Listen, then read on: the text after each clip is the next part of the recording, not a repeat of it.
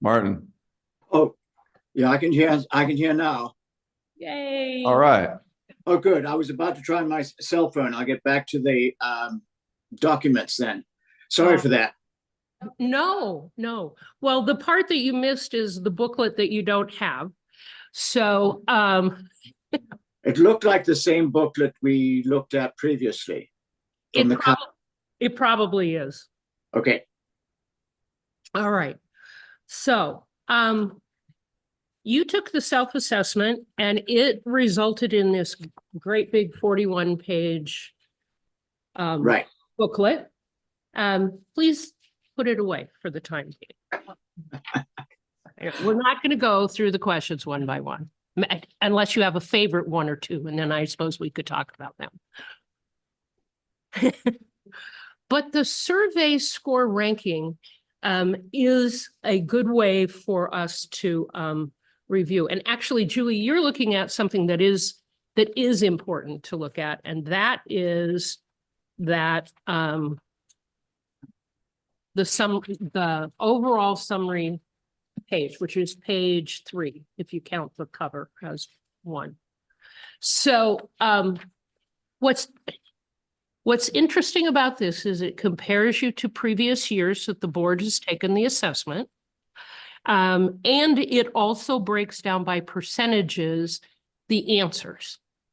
So if you just take a minute or so to kind of go through and look at that top line is this year's assessment in each of those categories. And just if there's something that just strikes you as you're looking at that, we'll talk about that.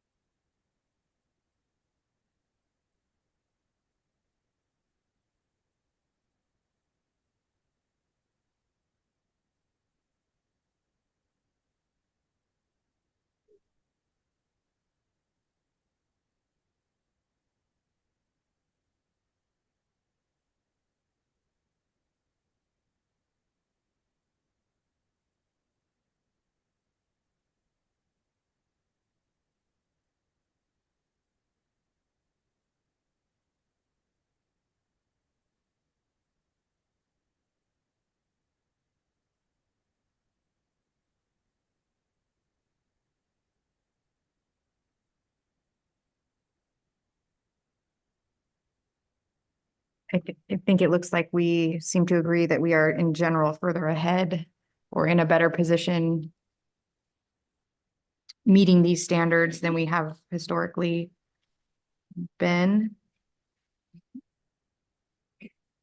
And I'd add that like either always or most of the time seem to be predominantly, over 80% of respondents were in that kind of seems like where we would want to be. I saw that too. One of my questions is who took this for the very first time this year? Okay. All right. And did that affect some of your answers? And definitely there were some like, I'm not really sure what the answer would be, or I can think of something that I'm going to answer based off of, but I don't know what I don't know. I'm sort of like, I'm answering this in the framework of this limited information I have about how this affects like the entire district. Okay. So I definitely had some questions where I was like, oh, it's like this, I think. Well, that's good that you have an idea of what you think it is. Miranda, did it affect how you answered some of the questions? A little bit, had me second guess some of them, and then I also put it in a perspective of like a community member standpoint. as well and seeing what has improved in the last few years and what I see as an improvement, or we're slowly improvement, or there's no improvement at all from when taking this assessment. Okay. Maria, did you see an improvement over previous time on the board? Oh, absolutely. Yeah. Yeah. Julie made a comment. It would be nice to see where we were last year because we have taken it, I think, the last 3 years at least. So it'd be kind of nice to see where we were in 2023 where we're at now. So I think I'm hearing that you made a conscious effort to focus on your board work and improve how you did that? Yeah. Okay. Was there something in particular that fit into one of the standards that you, or one or more of the standards that you decided to focus on?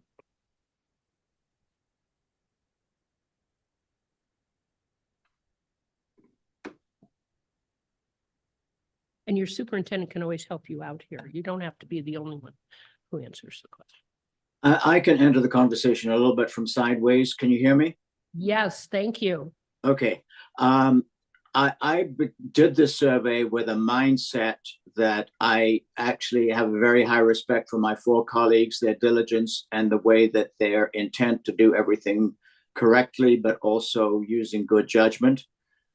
So I went in this one a little bit kind of the hell in that this is a good board. And so I think that's true, but I'm not surprised at seeing the ones that are lowest ranked. They're in the area of setting board goals as opposed to working with other people. And I think they're in areas where it's difficult to sort out the difference between administration, governance, public input, and navigating those areas. But no, I would hope that we would see a small improvement over previous years. But I also acknowledge that 3 board members are reading it for the first time. Sorry, 2. Much that perspective is so important. And I, like you, I was very impressed. It made it clear to me that you had been intentional over the past year. And that makes a tremendous difference. And it's so much more than just your board meetings, although those are a major portion of where the public sees you do your work. I also noticed that standard 4 was probably the one that you had, I guess, maybe the most disagreement on this year. Maybe you graded yourself harder in that area. Sometimes that happens. But when we get into looking at that scoring ranking, I think you might see that come up a little bit more. Anything else on here? Thank you for whoever said, I don't know. Because I think sometimes, especially when we take a test like this, it's a test, is, oh, I should know, so I'll use something in my experience to answer this. What this helps with is, as you're going to have more board meetings, those things that you don't know, either your fellow board members or your superintendent and his staff can bring you that information. And just like you said, I don't know what I don't know. Well, they don't know what you don't know either, unless we tell them. And especially if you've been doing this for a while, especially for staff, you kind of think everybody knows what you know. So you might give a more abbreviated report to the board than you would saying, oh, that's right. I have people who were not here with us when we did this. We need to back up a little bit. And that's why I always love it when we get new folks on our board, is because it slows us all down and focuses us again. And it reminds me very often of why we were doing things this way 5 or 10 years ago. Is that how we should keep doing them? Do we still get to that point when we look at today's circumstances? Or is this well, we've always done it this way kind of an answer? So it just becomes a chance to reevaluate. Like, instead Absolutely. of saying, this is the status quo, we all get why we got here. So let's just keep doing it. It becomes like, wait, why are we doing it that way? Oh, because of, oh, we should probably talk about that again. Yes. And the other thing is sometimes there'll be this wonderful, great idea that I have as a brand new board member. And my veteran board members or my superintendent can say, you know, we talked about that 6 years ago. In fact, we even piloted that 6 years ago. And it sounds great on paper, but when you translate it into the classroom, not so good. We could try it again. We could maybe with new research that's come out in the meantime or whatever, maybe. And then sometimes the ideas, because we've all been so busy doing other things, those ideas have not risen to the top, and now we can look at them and do them. Okay. Well, let's jump in then to your survey rankings, survey score rankings, pardon me. So WASDA collated all of your answers anonymously. You all got to pick really cute names. That was fun to see those. And the green are the ones that you scored yourself as a board together highly on.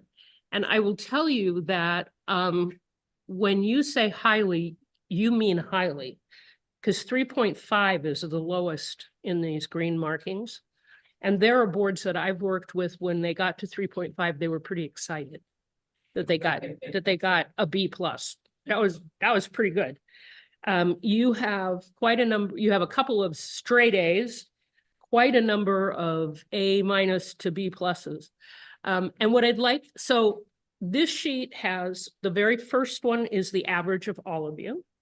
The second and third columns are that difference between the low score and the high score. They give you the question number so you can go find it if you want to look at it.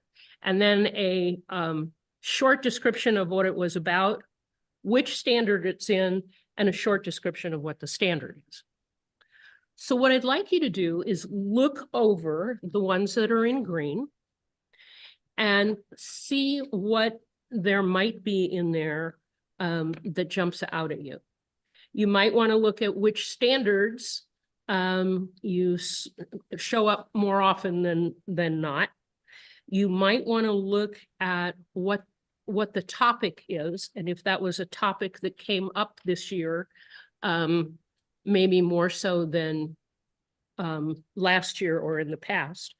Or you might want to just think about the specific work that you did that might underlie the answers to those questions. So I'll give you about 5 minutes to look through those. And then then you get to talk about them. You don't have to listen to me.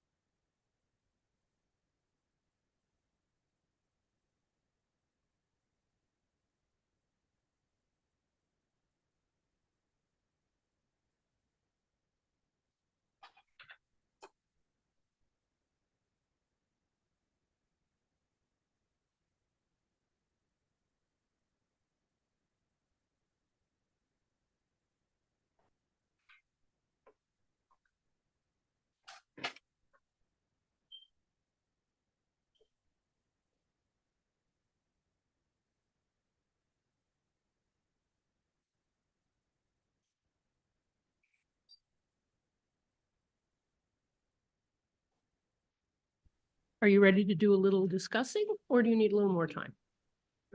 Okay. Well, I noticed that you are all highly educated professional people, which indicates to me that you pick stuff up fast. And so I'll try not to slow you down. So Martin, was there something that you saw in looking through these that jumped out at you? A couple of things, and one of them I noticed when I was doing the survey, and I'll use safety and security as an example. There would be a policy and an annual review, and we'll do all of that diligently. You're using a technical person to do the job, not the board members themselves. Do you say you're perfect, or if you think that the technical output looks okay, but you're not sure of its quality, do you sort of say some of the time, most of the time? And I think there's a judgment in how, so I saw that dilemma quite often. And in fact, and that really leads into my second thing, is the boundary between what the board does in terms of governance and independence and not colluding versus questions of how do we as a team do this job perfectly and, let's say, make sure the teacher evaluations get done. Which we don't do. That's administrative. So I think there's a little bit of blurring in the survey in that area. And I was looking for 2 4s as opposed to 3 3s when we got out of the 3.5 regime to see where we had different opinions as opposed to we all thought there was more work to do. Thank you.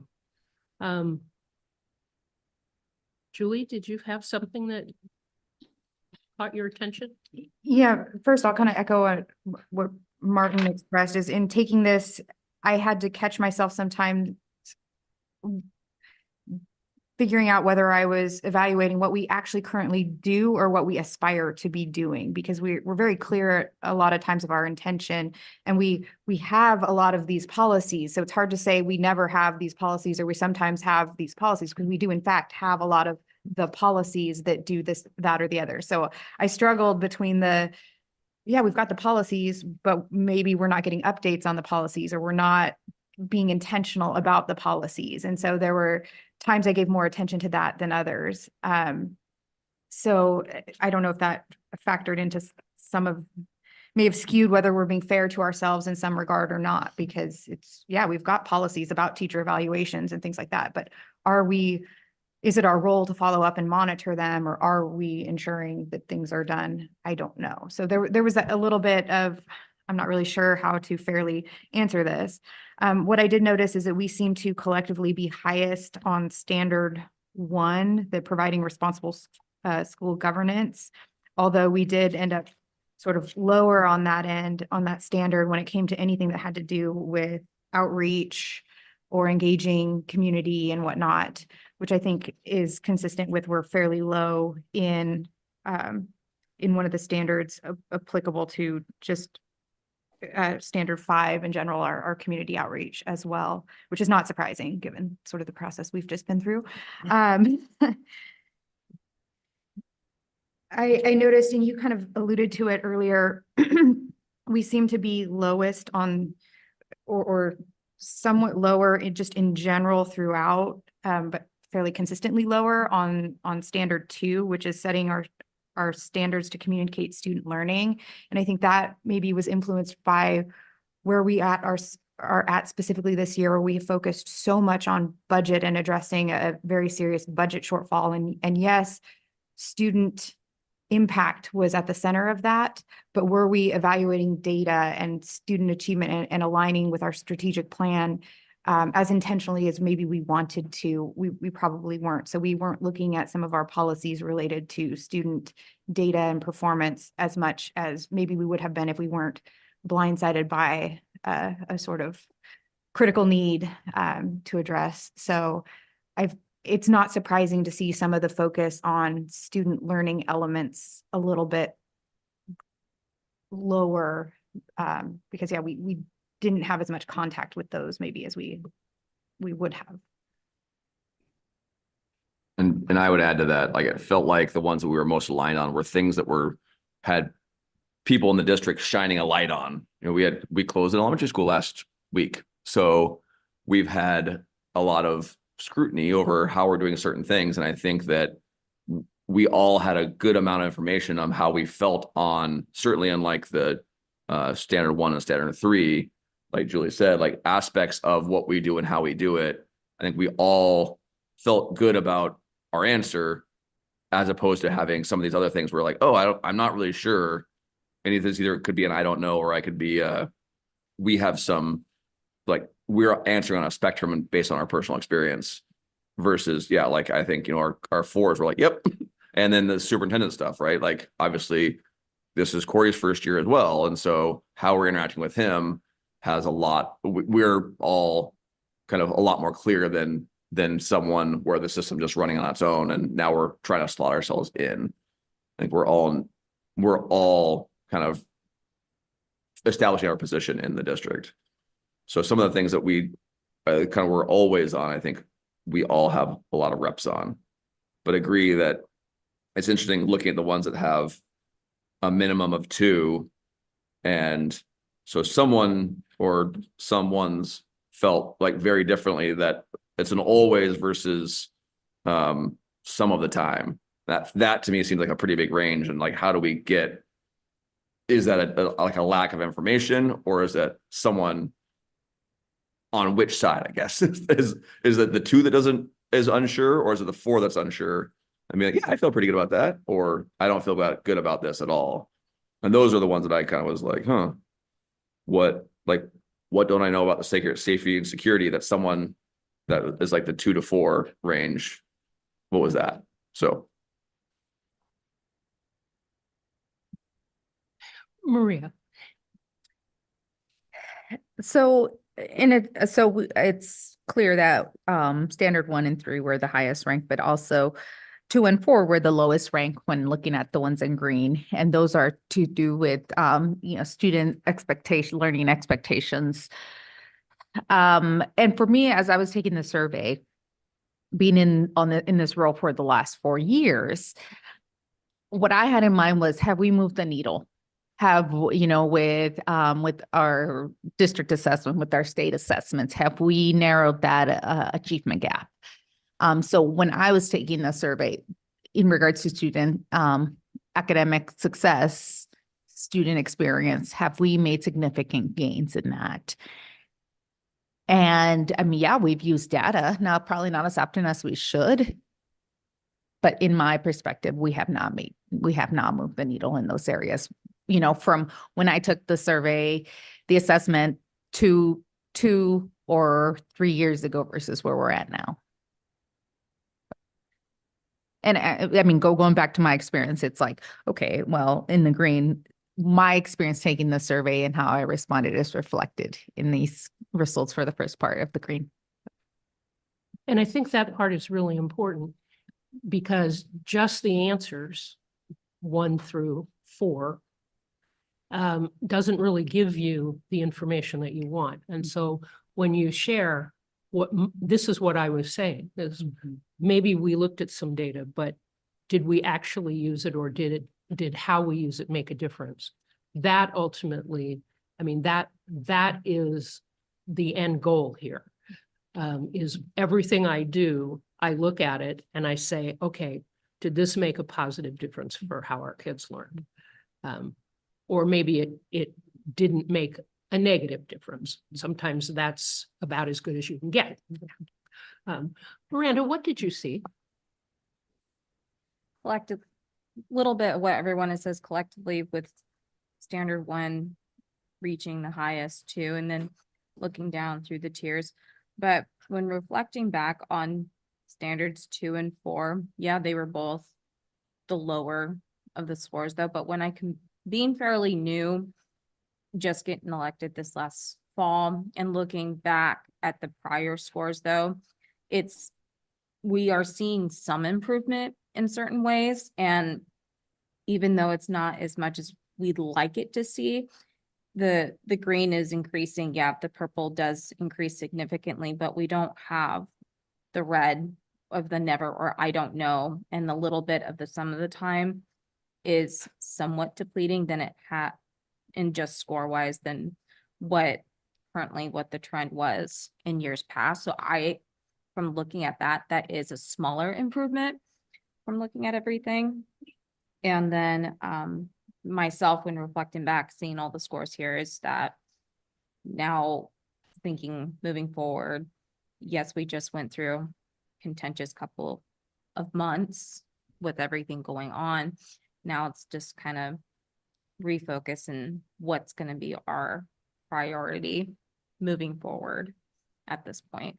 So, which are setting with our students and engaging with our community. Because then when I also go back and I look too, when I was looking at the red, jumping ahead, looking at the red, it's with the community inclusion aspect of it, where I think collectively we all criticized and judged ourselves. This is where we need to have that improvement with the community. So this will show you that I am not the world's best teacher. I was supposed to tell you not to jump ahead, but that's okay, because in the conversation, the juxtaposition of the two is great. The other thing that you brought up, Tucker, is the standard deviation, which I'm not surprised that you as a scientist would bring up. And my background is as a social scientist, not as a hard scientist at all. But I did think it was interesting, first of all, that all the way through, your deviations at the most extreme are 2 and 4. So that's sort of a shading. That's sort of a kind of leaning this way, kind of leaning that way. If you were a 1 and a 4, then I would say you need to have some really candid discussions about what is it that I'm seeing when I rank it 1. So, but I would like to look at those questions, especially the ones on that first page.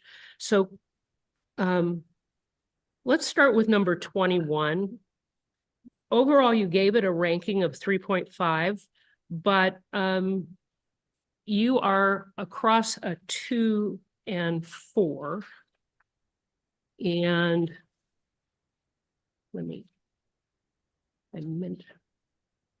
okay, so that's going to be on page 14.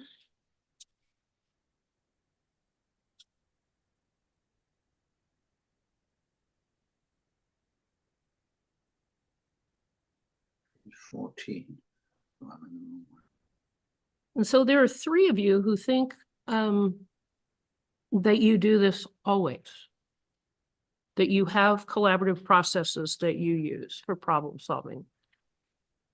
And then one of you that thinks most of the time, and one of you that thinks some of the time. And I guess I'm wondering, was there some specific circumstances when you were answering this, like the budget trauma that you've just gone through? And maybe it wasn't what you have just done, but maybe as you remember something from the past that you wish you had done it a little differently. I don't know, but this is an important factor for all of us to use, is being able to collaborate and get to well-informed decision-making. So is anybody willing to share where they ranked it and why? I don't know if I was the 2 or the 3, but I think having been a part of a lot of like problem solving groups where I want to sit down with my colleagues and be like, hey, we should figure this out. Let's all get together in a room with a whiteboard and Corey can assess this because he gets my emails, but like, I have this idea. And then I would need everyone else to learn to be like, that's a bad idea. Because otherwise I'm like, I take it and I'm 3 steps down the road before someone's like, whoa, break. And I feel like just OPMA like prevents us from like doing the kind of problem solving that I really want to do. And so I like I said, I don't remember if I did the 2 or the 3, but this is when I say we are using a collaborative process. And I think I've taken it to the board, and I don't know how to fix that because, like, again, we're dealing with actual laws that say we can't do it the way that I'm used to. But I think I would also say that I don't feel like a lot of the people who were on the other side of where we got to with elementary school felt like they were included in the process either. So I think that's, again, part of what makes that range different. But certainly from my perspective, I would like to see us do it better, but without knowing how. I wouldn't mind piggybacking on that because I come from a similar background, I think, to Tucker in a lot of ways. And I think that the OPMA public sector way of working together is basically not well designed for problem solving as a group.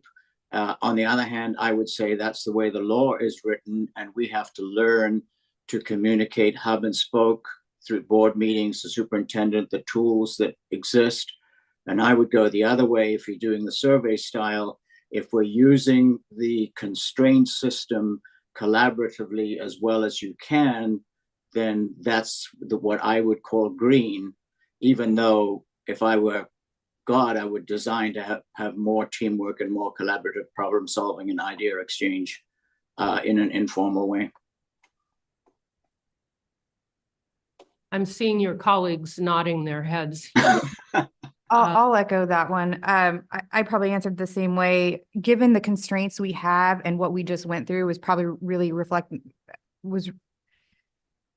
in my response for sure. I felt like given the restraints, that was one of the more collaborative processes that I've ever been through on the board, even though we weren't necessarily always having a meeting together talking about things. We were able to each independently ask any questions we have, review data. We were given opportunities, but yeah, did we throw ideas up on a whiteboard? Not really, but that's kind of, wouldn't necessarily have been productive probably either because there's just too many moving parts in something like that. But yeah, I mean, it's just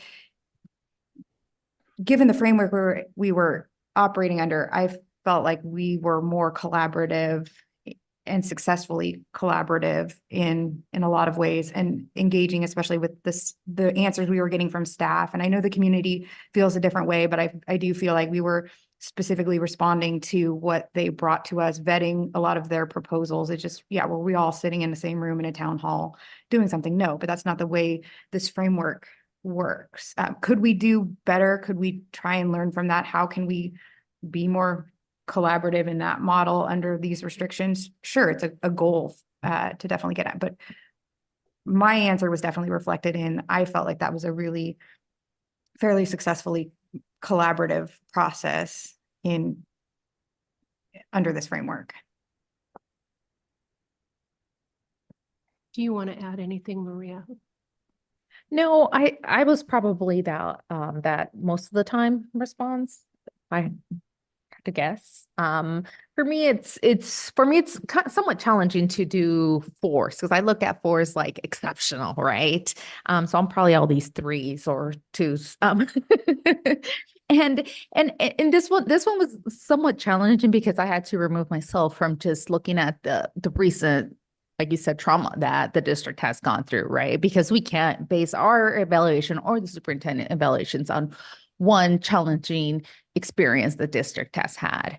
And although it's challenging to do that, there's more work that's being done outside of Columbia Elementary. We have a softball, we have a budget, and I'm glad we all agree on the budget piece. Again, for me, it's just a little bit challenging to, and I agree with Julie, this situation, I mean, if anything, it's kind of one of those challenging situations that it's either going to, separate, break create more divisiveness among your board or really unite your board. And I think the way the situation was handled was it somewhat unified our board even more. But again, for me, it was looking at things outside of that experience. And again, I'm a little bit of a heart grader, not just for myself, but for my colleagues as well. Anything else anybody wants to talk about on this one? Well, I think if you look on the second page and you see the others that have the same standard deviation, that 0.8, it's the same kind of collaboration, how we work together, the guidelines for budget development. I would say don't worry about that one this time, because when you deal in crisis, it is a completely different mode than when you're sort of in normal working circumstances. Our district is not going through this year because we went through it last year. We are still, we don't have a gazillion dollars in a coffee can in the back 40. We are still having to be very careful.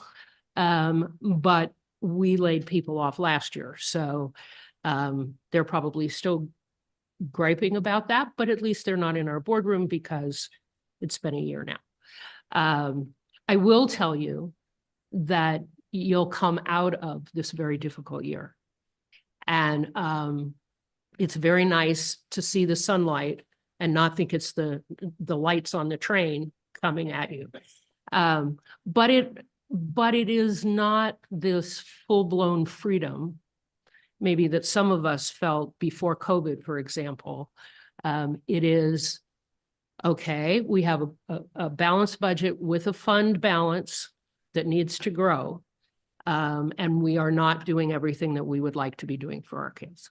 So where do we go from there? And that is really, I think, the next step that you will see.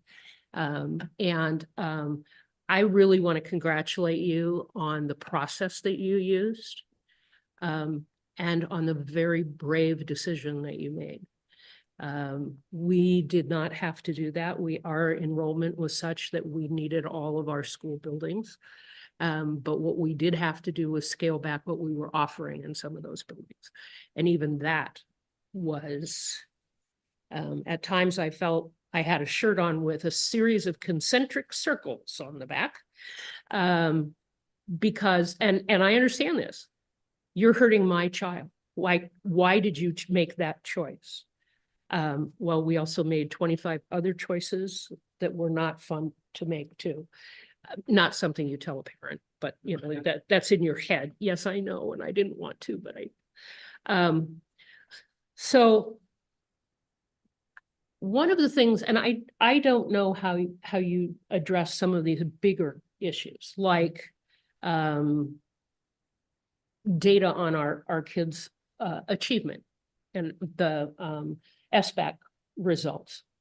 In our district, we get sort of an overview report of what is the SBAC, what does it test, what is the process, and then we have a work session on the outcomes. And I will tell you that sometimes in the past it's been pretty cursory. But our board is really intent on digging down into the differences and the reasons for the differences. The why is really important to us. And especially now, as we're looking at having fewer resources. It was just lovely to have ESSER dollars. Problem is, they're not rabbits, and we didn't put them in a dark place where they could multiply and be with us forever. But now that we have in, how do our teachers do those kinds of things? And so we have asked our superintendent to start helping us focus on that, to have the staff that has the expertise in that, to come in and say, well, in special ed, we have a whole federal law that tells us how we're going to do this. We have state laws that tell us, but practically, this is what we do, and these are the parameters we have, or other things like that. Now, I don't know if and that has given us the opportunity for collaboration, to be able to say, what my greatest concern in this area is, or, okay, I see how you're addressing that. Why did you choose that way of addressing it? And it builds my knowledge, but it also helps then when I ask a question about, well, okay, it looks to me like many of our special ed offerings are consolidated in various places. Why do we not have them spread out across all of our district and all of our buildings? And then you get the answer. Part of it is obviously economic. Part of it is, well, we find that when we bring kids together, we can actually give them more services because they're here. Or, the ultimate answer, because we've always done it that way, and maybe we should think about it a different way. And I don't know if that's something that might work for you all as well. I'll tell you, Tucker, just being able to ask the questions and have staff, tell me what they're doing and why they're doing it and what's been successful and what they would like us to be able to do for them to make it more successful. That has made me feel like part of the team. But it keeps me in that board role too, of the upper oversight, the allocation of resources, and the accountability part. And my superintendent will tell you, I am not shy about offering suggestions on how, we could solve all the problems of the world. I've gotten better. I do it more in my one-on-one meeting with him than I do it in public now, which is, but. So you mentioned bringing people in to have them ask them the questions. Would you be doing that in a board meeting setting, or would you just say, hey, can I meet with this person? Or is it? I've done both. When it was something that I needed like some real nitty-gritty answers to, let's say somebody came to me and either had a question or a complaint about something very specific. Then I go to the superintendent and say, can I get some background information on this? Sometimes the superintendent wants to give it to me. Sometimes he says, go talk to the senior staff person or the principal at that building. I'll give them a heads up you're coming and, get it straight from them. But what we have is like the second half of one of our board meetings, we will have staff come in and it's very informal. Normally we sit on a dais. So we would be in this configuration. Staff would be around the table with us. They would have a presentation to give us the groundwork, and then we would be able to ask questions or make suggestions or share something that somebody's told us. We try to be a little careful on that because sometimes that gets problematic. If you were to be addressing the board as, I talked to so-and-so and now I'm telling the board what I heard. Right. And you just have to be careful about that for a couple of reasons. One is you don't want to out somebody, but beyond that, sometimes an issue is fairly narrowly focused. Sometimes it's very broadly focused across the district, and sometimes it's hard to know which is which. And the other thing I would say, if I ever bring, and this is kind of a rule that we have among us, if I ever bring a concern like that, I first take it to the superintendent one-on-one. Yeah. Make sure that he's got that information. And then sometimes, you know, he'll say, why don't you ask that question at this meeting? Because you'll get the answer from the people who are working on that problem. Yes, yes. Mhm. Martin, So- do you want to say something? I liked what you were told about how to open up suggestions and do it where people are given notice, where the right person can give the right answer, where you don't get into false information or anecdotal stuff. I think that's really, really important. It goes along with, in a sense, it's the sister brother of not being able to consult and brainstorm together. It's that the danger of creating a false debate innocently often. So you need to open a topic very, very carefully so that it's opened in a way that's constructive. I think I feel that quite strongly. Thank you. I mean, you can brainstorm, you just have to do it in public. Yeah. And it doesn't, it's kind of not very comfortable. No, sometimes it's not comfortable at all. That's why for me, the way I do that is by asking questions. Yeah. Or saying, you know, the thing that concerns me about this decision that we have to make is that I see it having this effect on this group of kids. Is there something we can do that mitigates that? For those of you who didn't know, I was a lawyer in my former life, so words like mitigate are in my vocabulary. But, you know, are we, and one of the things that's great about that is my viewpoint is going to be different than yours, Maria, from where you come from. Miranda, the things that have been in your life or your friends tell you, Tucker and Martin, the fact that you're scientists, you see things differently. And Julie, like me, you're a lawyer, so there isn't anything else we can say about that, right? No, I just want to say, sorry, something quickly about when I say it's uncomfortable to brainstorm. One of the characteristics of brainstorming is you put out things that you don't actually believe in, that they're provocative, and they were never meant to be anything other than to open up a different perspective. And when that's done and overinterpreted, that's what I mean by, that's the area that would concern me. It takes away that brainstorming into fantasy areas that generate real areas from the fantasy. You don't go to the fantasy. Maybe I'm being a little obscure, no, but very astute, Martin, and very important. Because I have seen that situation. We had 2 high schools that we remodeled. And one of the questions was, what would the exterior look like? And we were doing them both at the same time with the same footprint and schematic and the whole thing. But they had been rivals for 60 years. So we let the schools pick the colors, first of all. We pretty much knew what they were going to be. They were the school colors. But we literally had people come to us and say, so why does the other school, why is the accent color different? Because that's that school's accent color? Oh. Now, if we had come out and said the color on these 2 schools is going to be this and this,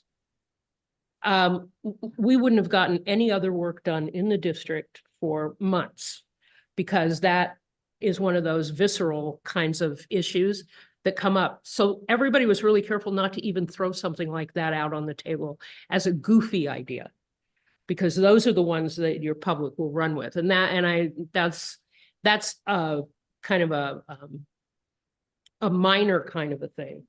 But, you know, if you say something like, well, why don't we set up one school that's all special ed? I would imagine that your board meeting is going to be packed for the next couple of years, probably, because that idea will never go away, even if it was so that staff can tell us how important it is for integration and for inclusion and for all of those kinds of things. So yes, that part can be really hard in your brainstorming. One of the things that our staff does is that they sort of do the pre-brainstorming, and they put things into buckets for us. And because we have sort of the preparatory report before we do a work session. We've got questions, we go to the superintendent, we ask the questions, they get incorporated in. But it's within a framework, I guess. So it's not a free-for-all. And it is also not in a forum that's open to the public shouting out questions from the audience, which has happened a long time ago, but so it's within parameters, I guess. And that might be something that you all could think about. One of the things that we've noticed is that our public appreciates that and has seen the board as then being more involved in the ultimate decisions. Even if most of what we're getting is information and we're asking questions, it's still done in that public forum. And so that's been one of the benefits we didn't anticipate, was that our public thought, the board is on top of this. Why don't you look down page 2 and see if there are any of the others that have that 0.83 standard deviation, and see if there are anything there that you might want to talk about.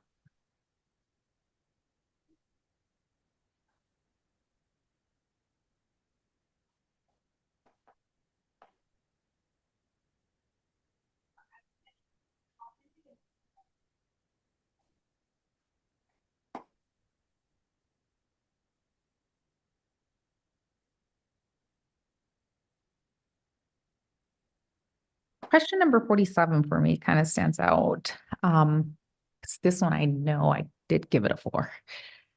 Keep the community informed about the district's financial status.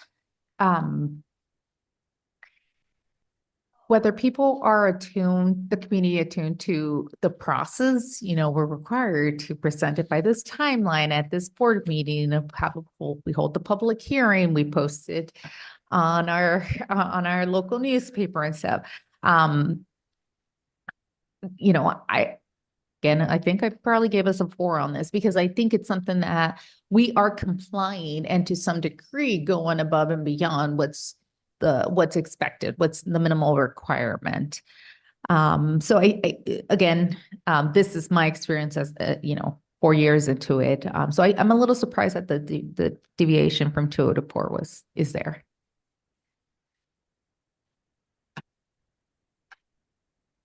Other thoughts? And I wonder if that was how again, might have been the 2, might have been the 3. But how the community felt that they'd been informed. And so that might have been that, again, like, I'm also a hard grader. So sorry, guys. But I think that was the perception of, as a new person to the board, and honestly not having been as engaged prior to me being on the board. Oh, if the community doesn't feel like they know any of this stuff, then we clearly aren't giving them the things that they need, versus being on the board and seeing all the steps you've gone through and all the work you've done to make sure this is all transparent, and people maybe choosing not to pay attention or not liking what information they're getting. And thank you for bringing that up, because I'm the secretary to the board of trustees at our college here. And what we get here at the district compared to what the trustees get at the college is night and day. I mean, we get our monthly reports, our quarterly updates, and so having that perspective from me too, from a different institution that gets them on a yearly basis is, there's quite a contrast. Yeah, there's probably a part of me where this one, and I'm usually a hard grader. I found myself going through this though, and I don't know if it's just how I felt about this board coming out of what we just came out of that kind of overly made me feel like happy with the board. So I was like a little bit more lenient than I would normally be. And I could see myself on this particular question, even though it's probably an area where we have put out the most information to the public over the last couple years, starting with Bill's budget updates in YouTube's last year. And then our required reporting that we do anyway. I could actually see myself giving a little bit of pause going, well, the community wasn't really happy with how this whole rollout happened and maybe not as fairly reflecting that I do think we probably always do inform the community, as we're legally required to, and then over the last couple of years going a little bit above and beyond. But I very well could have felt like, well, they didn't feel like they were that involved or that knowledgeable in it. And so that using this specific situation to maybe influence a decision, right, wrong, or indifferent, but it is one where I could definitely see like where I am right now in what we're doing and my role on the board and whatnot could have influenced some of these answers one way or the other. So. Any other thoughts on this question? And one of the things that it offers you is, okay, if we had it to do over, what else might we have done, or what might we have done differently? Hopefully it's not going to be another budget crisis, although if the legislature doesn't start giving us the funding we need, we're all going to still be in a pinch, but it will be something else. It will be adopting a curriculum that some people in your community don't want, or whatever. And so if you have the time to sort of debrief a little bit about what you liked about what you did and what was most challenging for you in the way that you did it, that can be really helpful. And sometimes it's only one person who says, when we did this, that was really hard. And then everybody is sort of like, oh, you're right. That was really hard. Could we find a better way to do that next time? Or could we not do anything like that next time? That can help. And maybe that's something at a board retreat, as you're looking at next year's goals. If this kind of thing comes up, we really liked this process. We really, really, really didn't like this part of the process. If you can eliminate that, and it's probably the part where your community came and talked to you, so you can't eliminate it. But, it's like, okay, but how can we prepare better for that? Or how can, or do I just make sure I have a really good bottle of wine at home for after the meeting? Something like that. Can I just add something to that? Because I didn't open my mouth before because my answer is I don't know. But I think one school is the sardine and the whale is the strategic plan, new architecture building for the next 25 years. And that has to have an awful lot of community input.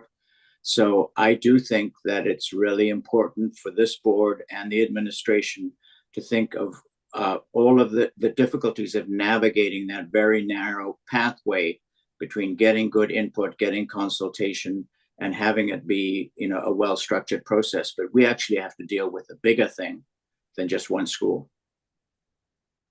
So am I hearing, Martin, that you're ready for a new strategic planning process?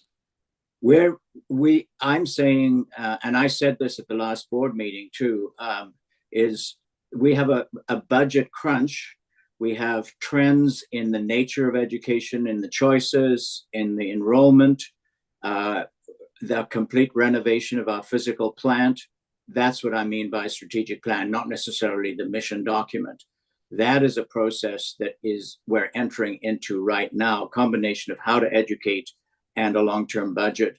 And that's going to require everybody working together. It is a much bigger area for being effective on interaction than even anything we've been through in the last 4 months, in my opinion. Therefore, even though I don't have an answer, I think it's something that we should be thinking about and be ready as we move into next year.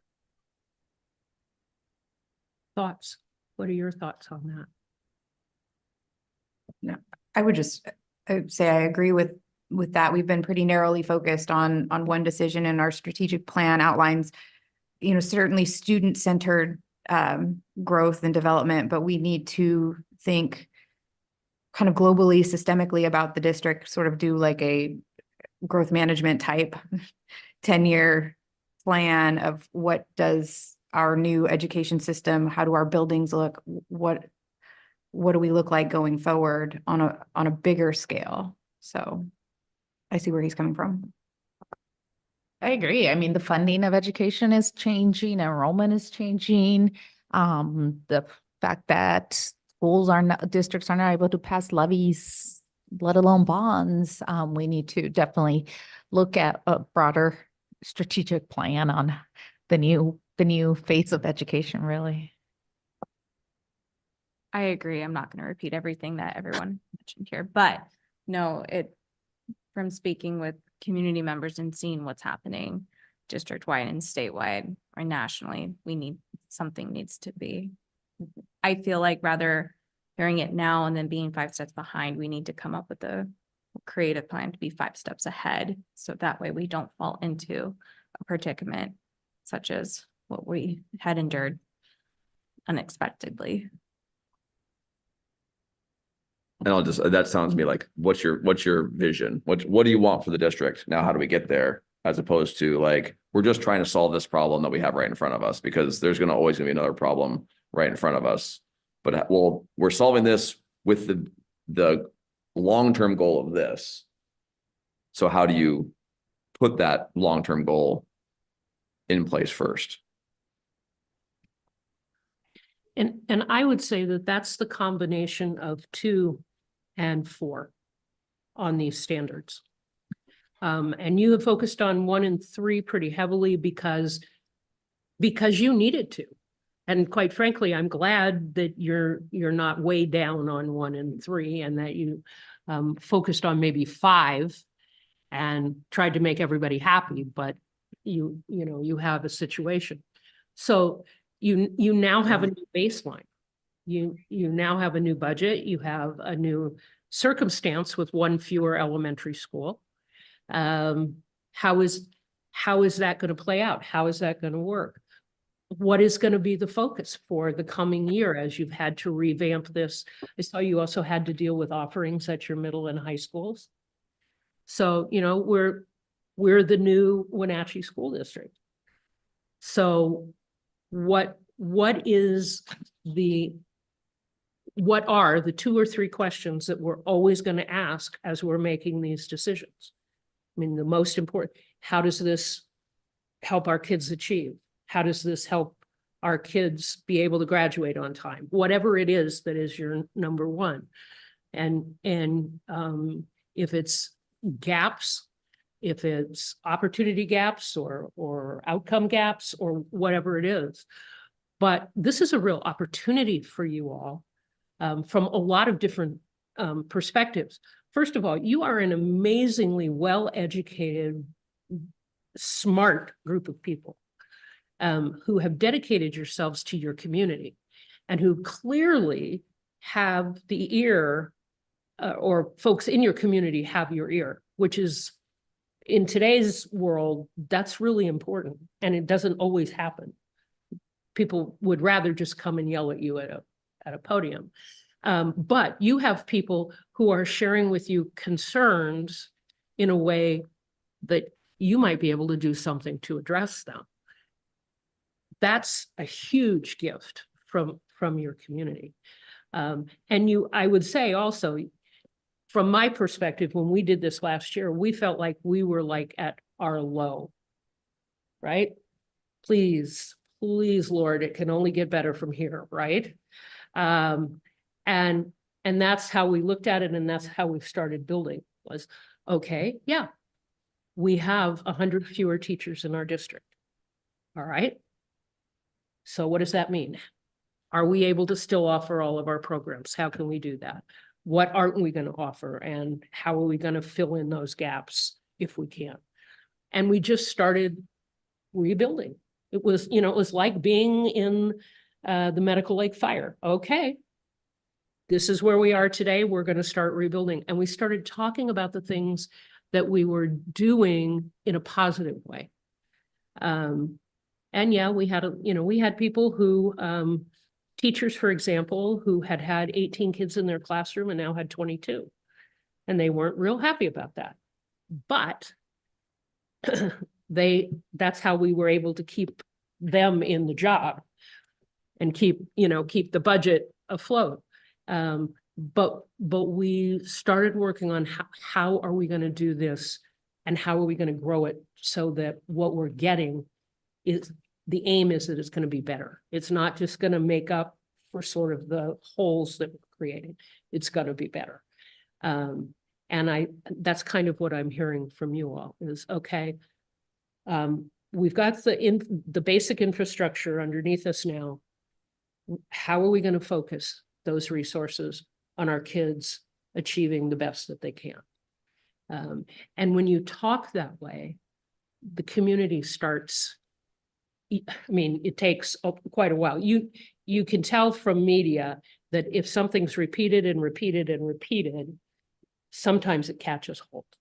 So focusing how you talk about what you're doing, first of all, focusing what you're doing, and then focusing how you talk about what you're doing, can help bring that community, can help the community feel more engaged as well. I think one of the hardest things about the budget process was, first of all, it came as a shock to us too. And we thought we had planned really well how we were using ESSER dollars, and that we knew that we were going to have to lay off staff that were specifically ESSER dollar staff. And we thought they knew too. And well, they did, but you like to believe that you're not going to be one of those people. That I'm so important that you won't let me go, even though you don't have ESSER dollars anymore. But we kind of came to understand that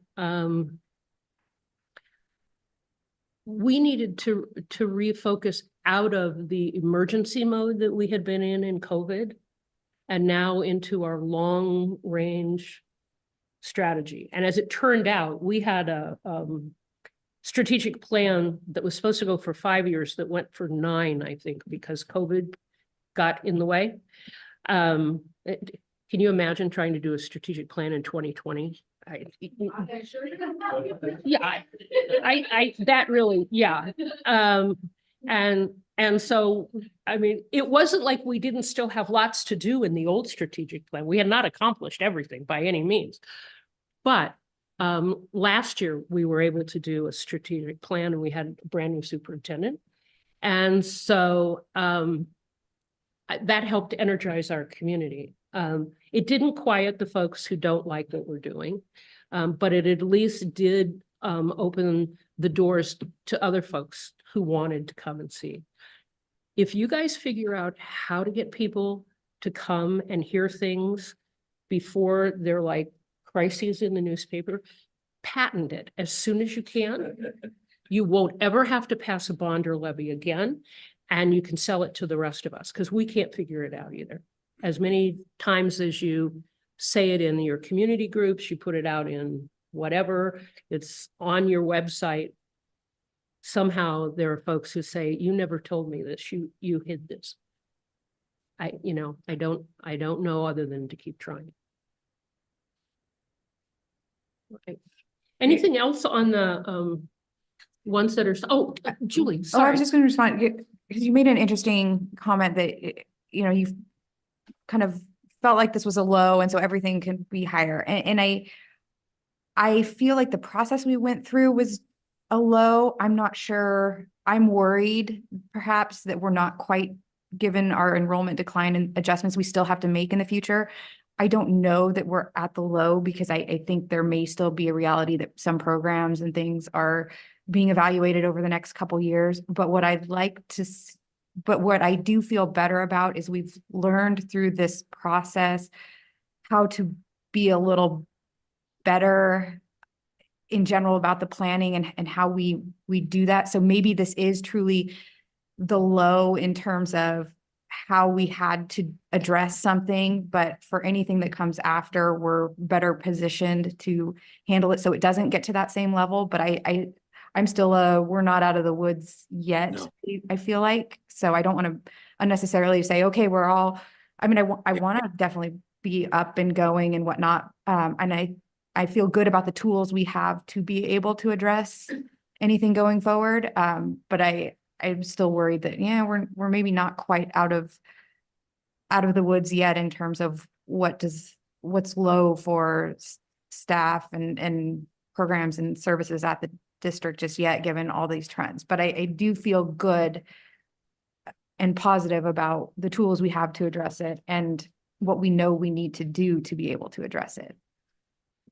Thank you. And we are not having a major decline in our enrollment. So we didn't have that hole to fill. We had a whole bunch of other holes to fill, but not that one. But I think what you're also saying, and kudos to you, now you're alert to these kinds of things. And looking at, again, you'll have the opportunity, maybe as one of your goals, to look at student data, to look at what, do you have more homeless kids now in your community than you did before? Do you have more kids who are ready to take advanced classes? Whatever it is that is in your demographic. Do you have a particular school that it looks like maybe they need a reading interventionist? Whatever it is, that you'll be able to look at that and say, okay, I see something coming here. And then to say to your superintendent, what are you thinking of doing in this regard? Martin? Yeah, actually, I was going to ask, I assumed you asked questions later. When Maria talked about not seeing progress academically and the use of data, I want to link that to what we've just been talking about, because I think that it's a pattern of thinking that's important. And just changing topics a little bit onto data. I'm a believer that the first thing you do is you change the method and you get structure, and then the data comes afterwards. But we've been working as the district administration has been working really hard on that, interrupted for say 3 years, but we're not yet at the point where you're seeing data. And I think we need to be concerned that we do want to see that data. The data is a little murky if you talk about statistics, because have the needs changed? Is the input changing? And there's a gestation period anytime you make a structural change. So that was what I originally going to piggyback on what Maria said, because I think that's really real for all of us, because we've had this discussion about where's the data many times in the last 2 years. And I think we do need to go from looking at method to data. But I guess this is almost like making a joke out of it when you talk about whether it's a low or not. If you talk in terms of mechanics, what matters is your acceleration, whether it's getting better or worse, not your velocity. If you change the acceleration and your velocity, or the other way around, the ship's going on a trend and you're turning the wheel. I would like to think that we've got the acceleration and turning the wheel going, even though we may continue go downhill on the basic trend. And that's kind of what I'm seeing where Julie commented. I think we've got to be ready for that, but let's acknowledge that it's that second power aspect, the turning aspect, that really, really is important right now.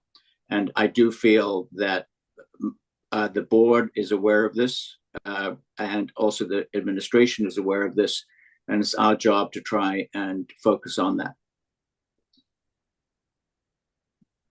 Thank you, Martin. You have your own, well, okay, I'm going to show my age. You have your own E.F. Hutton person here. Martin, you know what that means, right? There was a commercial a long time ago about a fellow who everybody talked, and then the sage talked. And Martin is— No, the idiot talks. No. And then, and the end of the commercial was, as E.F. Hutton says. Oh, yeah. Okay. But, so are you, I can hear some ideas about what you might want to think about for next year. Sort of, your superintendent has been taking notes, like his fingers are going to fall off pretty soon here. He's taking so many, but, do you want to keep going, or do you want to take a few minutes break? All right, well, let's maybe 10 minutes. Does that work? Or whenever you come back. But not more than 10 minutes. You can come back sooner than 10, but don't be gone longer than that.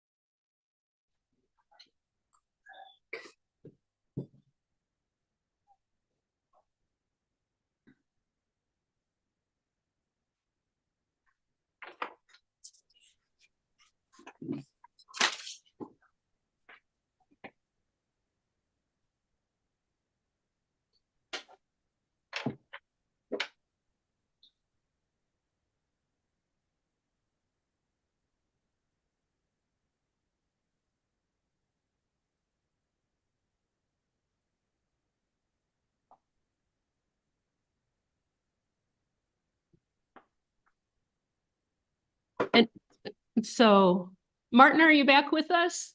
Yes, I am. You hear me okay? We can hear you great. Thank Good. you. So, again, you all are high achievers. A 2.6 as being your low scores is not that low. And from the discussion that we've already had, I think it comes from what you have been focusing on more than this isn't something that's on your radar at all, or you've chosen not to do. I would also add that I don't think that we are trying to, I don't think anyone's trying to like make a statement in this either. Like, we need to move as a board in this one particular way. So I need to like throw off our average to say, look how horrible we're doing. We need to address it. But I think we all like are trying to do our best, and as opposed to feeling like someone's not pulling their weight. And I'll just echo that. I don't feel like anyone thought, well, I'm so just dissatisfied with the way everything's going all together. I'm just going to be ones across the board because I'm just mad in general. I agree. And I think when I looked at this and assessing this, I'm trying not to be too hard on myself. I'm very critical and very hard on myself when assessing almost anything in my life or my career. Is that being a newer person on the board, and with all of us together who have been here longer, though, I don't think I think it's collectively, okay, this is what our ideal goals are, is just now we having to come up with the tools and all of our resources, collaboratively together moving forward. And I think in general, for all of us, we do come together as a unified front. This is what our goals and this setting that we need to have completed. And then let's kind of work together independently and collectively. What can we do and what are the resources that we can do moving forward? Martin, anything you want to add before we get into any specifics?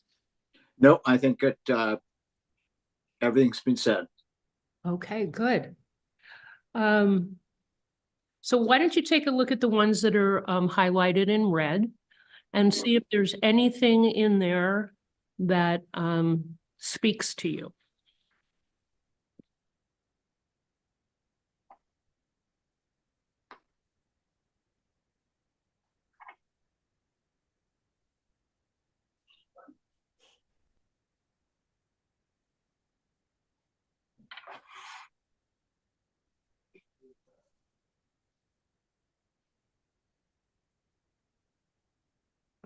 I mean, it looks like there's a lot of stakeholder stuff.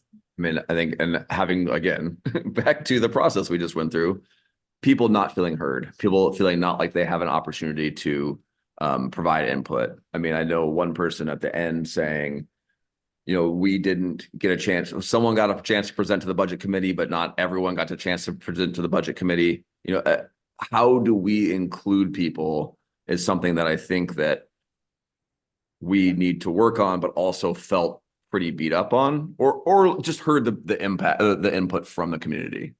So I'm not surprised to see we have we need to work on stakeholder engagement or how the framework for that. Part of that, though, we also have to be able to discern where the balance is between, we can't be run by the mob anymore. We have to make strategic decisions about how we include stakeholders. I mean, yeah, everyone wants to be at the table all the time, and that's just not how elected governance works. So we have to be mindful of, we are elective representatives of these folks. So how can we, as their electives, give them the tools to feel like they are part of that process when it can't be everybody's at the table all the time? I mean, in that running the process.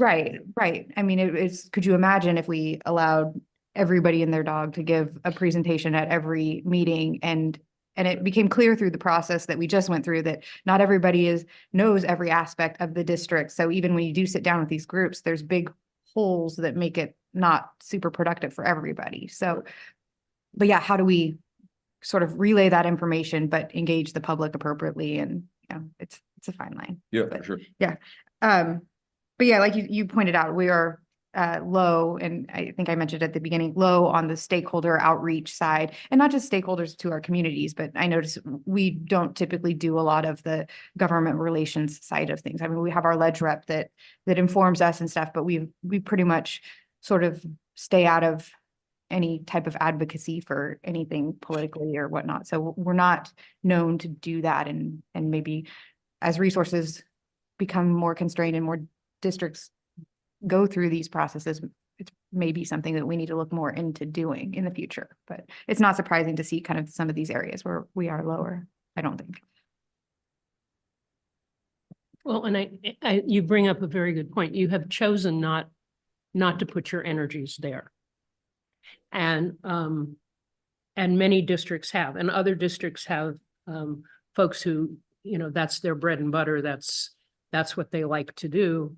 I'm one of those wonks. And so, my board has to put up with that. But know too, that you don't have to do all that work. If you have questions or issues, you can pass those along through WASDA, whether it's the legislative committee or the Federal Relations Network, or the network that your superintendent has, use the ESD. You don't have to be on the ground pounding on people's doors. But what would be helpful, and it would be helpful both for you and for WASDA, is when you run into an issue, that you just pass on that you have that issue. And believe me, you won't be alone.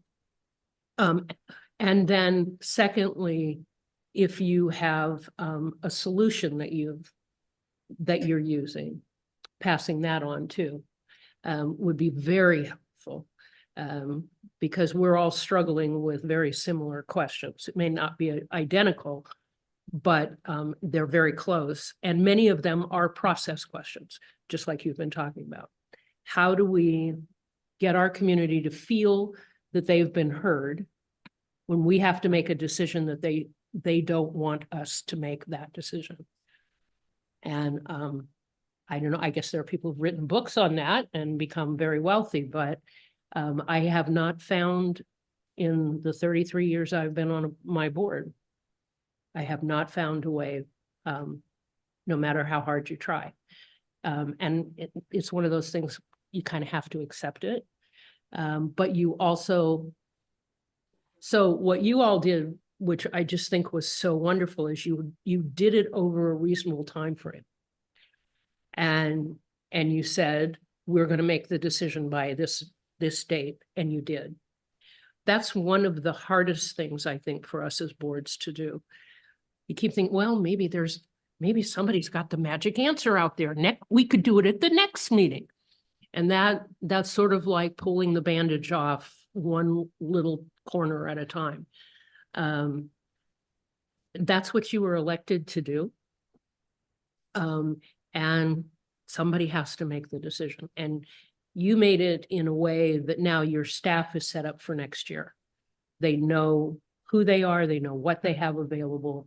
They're ready now to do the planning to hit the ground running next year in the very best way that they can. And sometimes that's difficult for the public to appreciate. They're like, oh, no, I'm sure we could, give us more time. At a certain point, we have to make this decision. So what kinds of things did you use to get input from your public on this very challenging decision or set of decisions that you had to make? I think we had 2 public hearings. We had public comments at literally every meeting. We had a lot of email input. And I mean, Miranda and I went to the PTO meeting for the school that was going to be closed, like to hear people who wanted to have a little bit more back and forth. I mean, it seemed like all the things. What else we? Yeah, I think what we did would maybe the public didn't see as much as, yeah, we heard public comment at about 7 meetings for over an hour. And then 2 public hearings with 3 hours each of public comment for the entire meeting. And then we individually, and then the emails that would come in, and I think we individually would take information that we heard from the public and would ask the superintendent or the staff, say, that was a good idea. We heard this. Can you address this? So the response then was that we would be updating the information either in the written analysis itself or this frequently asked question, or in some cases adding it to the presentation that would then be given at every board meeting. So we kind of, as part of this process, ended up doing a budget presentation. It was a little redundant, but hitting the basics, and then what new came out from the last either comment period, emails, things that we had to address. The community was saying that we could say, this is, kind of, we evaluated this. This is either true or false, can't happen, was considered, won't happen. That's kind of how we were able to synthesize all that information. And then Martin and I were on the budget committee, so we could also get into a little bit more of the back and forth with the staff on, okay, this was a good proposal, tell us why this doesn't work, or what are the details about this? Okay, well then to present this to the rest of the board and the community, be clear on these aspects to kind of help with the presentation side of it. So that was sort of the tool we used, because I don't think we felt it would be productive to sit in a boardroom and say, hey, we got 5 emails in and they said these good things. Corey, can you tell us whether these ideas work? Or we heard all these comments tonight. Can you tell us? So there was some planning that needed to go into that. And that's why I just don't think, as much as the community wanted it, coming together, sitting in a room in a round robin would have been all that productive, because of the nature of you need time to process these things. So was it perfect? No, but I do think it was the best way we could get that amount of community input involved. And they did. And at one point, Corey and I even talked about, did it make sense to go to some of these community organizations? Because we couldn't have them all come and present at the board, but having board members go to the PTO meetings or whatnot. But that almost became a safety concern. And then you've got this unbridled ability for folks to corner board members about their positions and things. So it just didn't seem like an effective way to kind of strategically work on this collaboratively. So that's where I think the compromise decision came in, and we'll have what appeared to be a sort of official parent advocacy group meet with our budget committee, so that we could fact check what was presented, but also have that more intimate discussion with them on their proposal, and provide an analysis back to them after we heard it about, these are some good ideas. We'll look at some of these going forward. This isn't going to help us right now, but that was that piece of the project. So long answer, sorry. No, and I agree with that. And yes, like attending to the PTO, the advocacy group at Columbia, just to engage and just hear what they have to say, and trying to have that brief discussion to see if questions or answers can be answered diligently. I felt but in the same time, sitting with them too, I didn't want to be back into a corner to where more questions and answer. They wanted more answers from me that Yeah. I told them, I don't know. I don't have those answers for you right now. That is something that you need to have trust in the board in due time, because these are questions that we collectively are trying to figure out. And, and that didn't make everybody happy, but, at the end of the day, not everything we'll do together, whether we agree to disagree, is going to make anybody happy. But I do feel that from the substantial, we have given them a substantial time to let them know this is what the proposal is going to be from the district. This is the process that we're going to be doing. This is the guidelines that we are following, giving you the ample time to send your questions and we can answer them. There were good ideas that were submitted that, hey, let's play off this idea. Can this be something we can do in the long run? But it could be in the future, but not addressing the needs right at this second. So yeah, it was critically hard, but I feel though all of us independently and collaboratively worked with the community and our stakeholders to the best of our ability with the resources we had. Now knowing what we know now, we might have done some things a little bit differently though, but I'm hoping we don't go back. I don't want to go back to that, but at least there is an outline of a navigation process, I think is at the end of the day. I think what helped in that respect was that regardless of the way we were communicating with the general public outside of board meetings, our message was somewhat the same, right? I personally did not feel comfortable meeting with the PTO, but I opened myself to meet with small groups or individuals one-on-one, which I did. And, the information was shared with Corey. Hey, Corey, can you look into this? I heard that, this is what was shared. And then he would be like, yep. Or, hey, can you address it at the board meeting on Tuesday? Yep. I'll add it to the presentation. But we had different means of reaching out in our own time. But I think the message was pretty much the same. We were, even though we're meeting individually, we were somewhat of a unified front delivering the same message. So Martin, what can you Yeah. add? This similarly that you can listen individually, but an individual board member cannot give an authoritative answer, and you have to be aware of that, which wasn't necessarily very comfortable for the people wanting answers. I want to go back to the pink ones to answer it indirectly. It didn't surprise me which ones were pink. The one was the long-term facilities plan, and another one was stakeholders. And putting those two together, it didn't surprise me that that's part of what I call the rebuild or the sort of long-term plan that we've got to do. And in that case, I don't know how we can navigate all of these obstacles, but the one thing that would help would be to have enough time to have a back and forth iterative thing. So if you have a working group or a task force working on something that citizens can put in input to there, so can staff and other people that can go back and forth, that gives a much better reality and appearance of transparency. So I do think it's really important as we get to future big decisions, we try and give ourselves as much lead time as possible. I want to focus more on how to handle the upcoming decisions. And I think the other board members answered the last 4 months very well.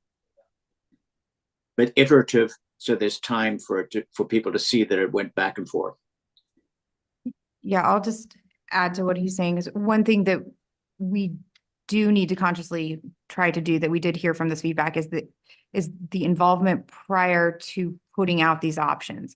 I think whether we get credit or not, we were very open to the community feedback once the options were announced, but we still have that concern of we didn't involve anybody in coming up with that option.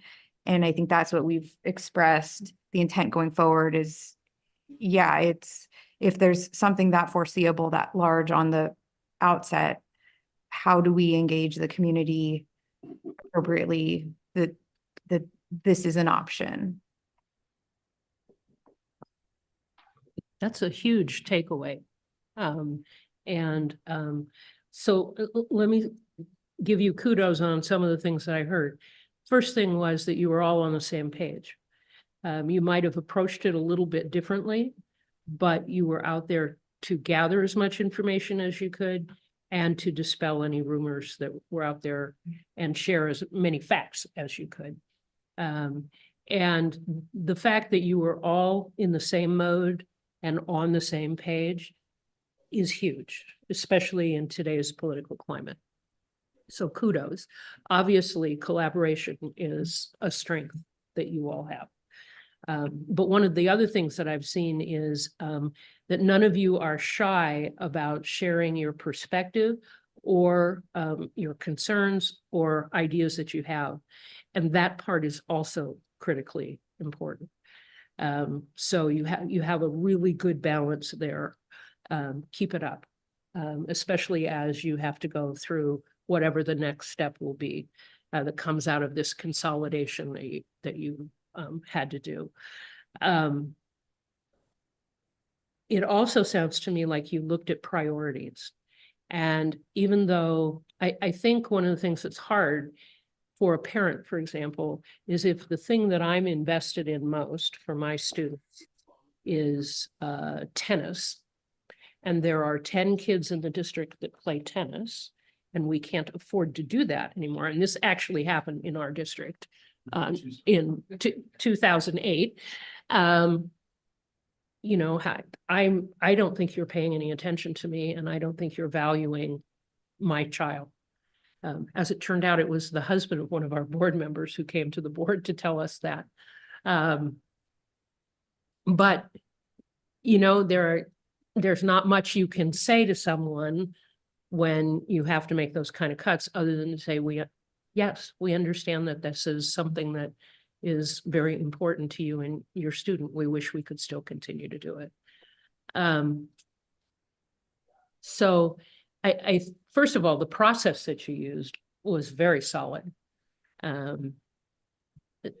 The hard part is that people don't see all the pieces, like you've said, even as they're happening way, you know, out in the open. But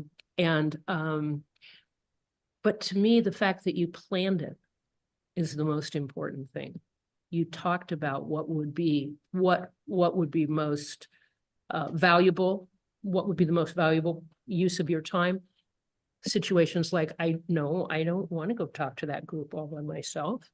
I can relate to that. You know, I don't think it would end up being valuable. You know, it could go wrong, and then it'd go really wrong, and that would not be, that'll set us back instead. So having established the fact that you look ahead, you talk about what you want to accomplish and ways that you can accomplish those things, and then refine that with pros and cons. That's another very collaborative kind of thing that you all do. That is something that you can do in your board meeting, is that you can collaborate on the process. What is the process we're going to use? How are we going to do this? That adds to your transparency.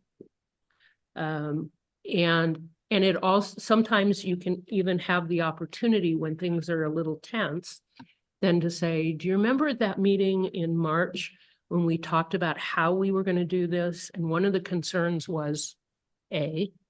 And so we thought the best way to address that concern was this.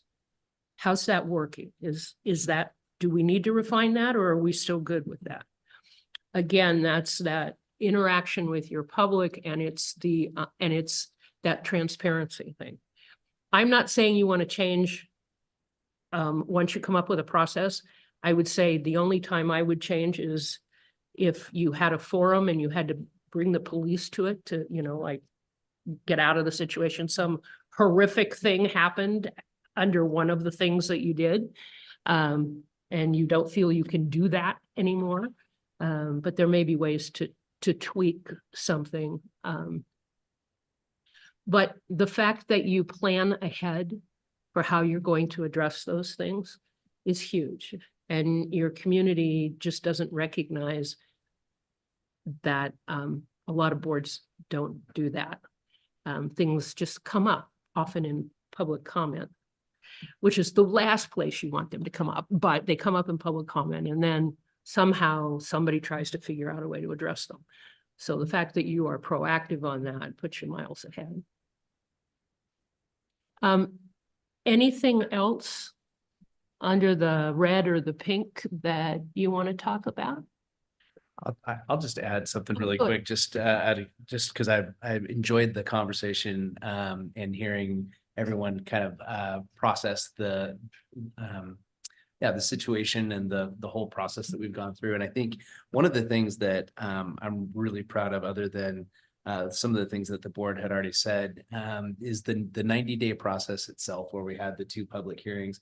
I thought, I mean, as challenging as a time as it was challenging and it was hard, but I think that it actually was quite beneficial to the end result in my mind. And what I mean by that it was a great way to dispel rumors, which we were able to do, but it was also a great way for us to share with the community things that were happening, but we were not actually sharing that they were happening. And I think of the outside experts and consultants piece. Like we were meeting with a variety of folks that were helping us validate the work that we were doing and double checking and the checks and balances, but taking the extra steps that we did in those areas and those concerns felt really good. And then the other piece, the collaboration on the traffic safety studies, I felt was a great outcome of that, because the work that we are doing now is so much greater than just the 2 streets that students are going to cross to get to their new elementary schools. Like, this is holistic, community-wide safe routes to schools work. So I liken it to a home improvement project. I think I've said that a few times, where you like you take up the floor and then you see the subfloors rotted out and that you need to do some more work. And we just continue to dig a little bit deeper. And the work that's coming out of with law enforcement, with the city of Wenatchee, and with the Traffic Safety Commission is it's really incredible. And it's exciting, not just about this particular change, but future change too. So I thought the process was exactly what it was supposed to be, and that interplay between the community and the board and the district. It may not have gotten there the way we wanted it to, but for the most part, once we got to that 90 days, I was really just proud of the board and proud of our community for what transpired. So anyway, thank you. Martin, did I hear you wanting to add something? Actually, I might do, getting back to what I expected to kind of see, I'm not surprised to see data there. And just going on there, I think even though it's difficult to get data and disaggregated data, and you need to use patience, I think we need to be looking hard for it and pushing for it. And I very much support Maria's emphasis on that. And it doesn't surprise me to see that in the pink area, because I think it's something that we need to keep pushing on, because we haven't really seen what we would like to see. And then the other one is, I kind of be curious to see what the other board members have to say about this. I have difficulty deciding what a board goals, district goals I can see. But does the board have any goals that are different from the organization we serve? I mean, we try to behave properly, but beyond that, how do you write board goals? Okay. So one of the things I've heard you talk about, especially, is this desire now to start looking at data. And you can do it in the context now of your new reality. We have fewer teachers, we have fewer offerings at the high school and the middle school, but how are our kids progressing? Are we still moving their achievement along? Maybe not in some of the classes we can't offer anymore, but baseline, are we moving our students along? And what are we seeing? What's working well? I don't know if you have a new curriculum that's come about, looking at how well that's working, knowing, like Maria said, that it's going to take a couple years for that to really kick in. The first year, everybody's learning how to teach the new stuff. The second year, everybody's hoping that the kids are getting it. Usually by the third year, from what I understand, you can see some results, but even along the way, you can see some results. One of the things that I like to look at are the formative assessments. The SBAC, is 1 day or 3 days, or however many days it takes to take the test. In the life of a child, and you never know what's happened at home or whatever. And it's like all the knowledge they've accumulated in their whole lives. And if somebody asked you to spit that all back out on a test, I would flunk the SBAC. I have no questions about that, because I don't remember 90% of what would be on it. But those formative assessments where your teachers are interacting with your students and they're saying, oh, you have got vowel sounds down. You're having a little trouble with some of the consonant sounds. Now we know what to work on, or whatever it turns out to be. And then tracking that, seeing, is it most of the class that's having that trouble? Is it a couple of kids? So just seeing the why, what maybe led to this. And then when you ask those kinds of questions, then your staff starts focusing on that. And it's like, oh, you know what? When we got to the end of the alphabet in kindergarten, we kind of ran out of time. We were not doing as well on XYZ as we had done on ABC. Okay, okay. Sounds like a simple answer, but if you've never taught a kid what X sounds like, then they're going to have trouble later on. So the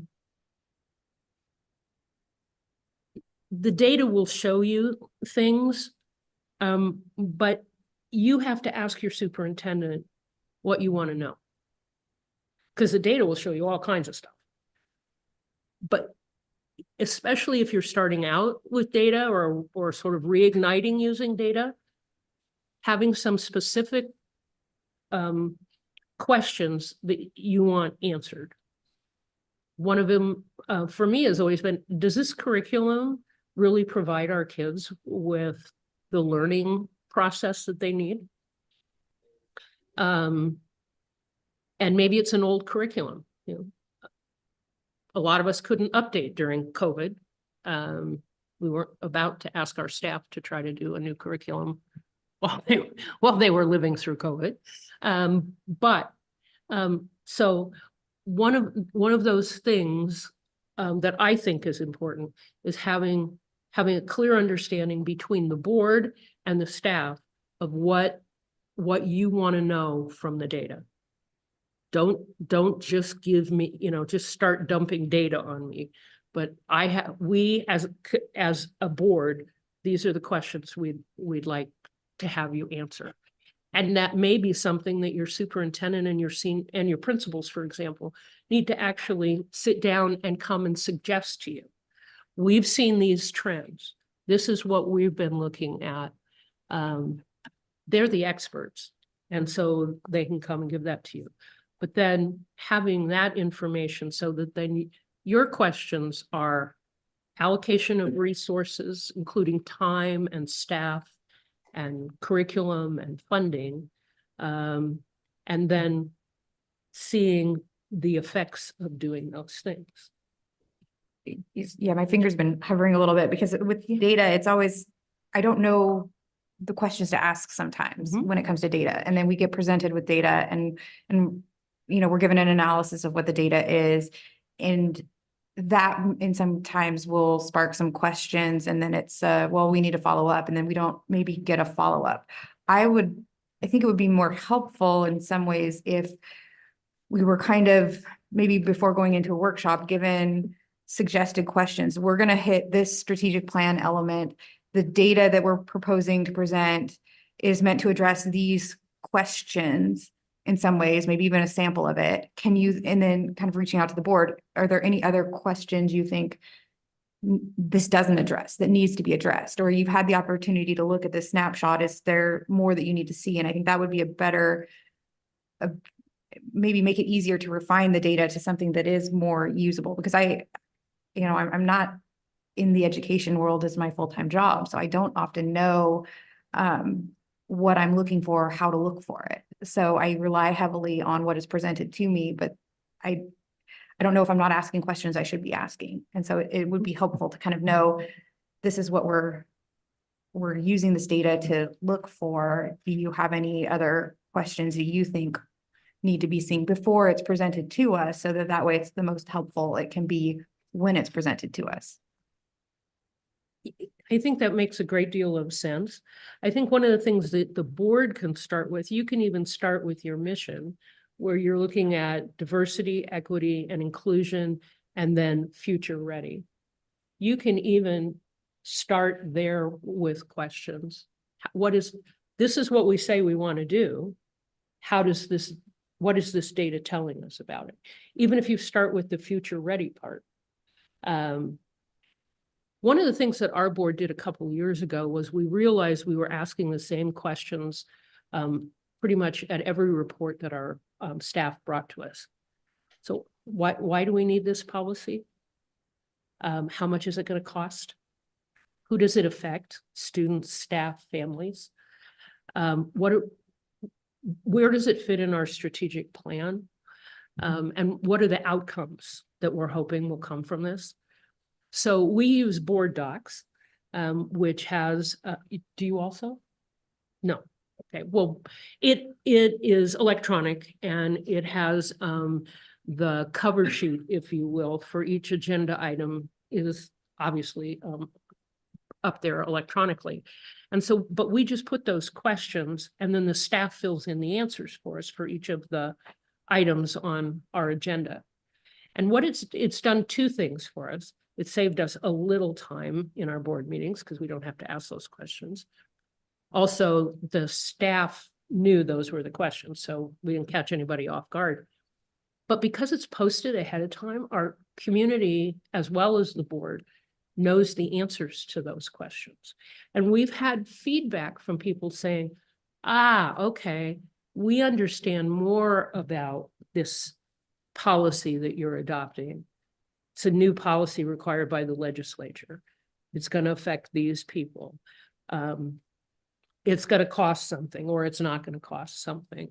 And so that's helped us with our transparency because the community, part of the community that has since elected 3 board members to our board said we weren't transparent about anything. So that was another way to do that. But that you may find that developing just some common questions about what are we doing and why are we doing it will lead then to your staff giving you information that leads you to follow-up questions. But especially in evaluating the data, we rely very, very heavily on the people who use it.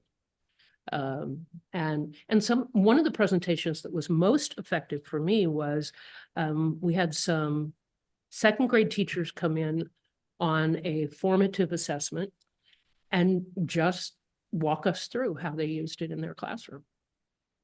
And it was wonderful.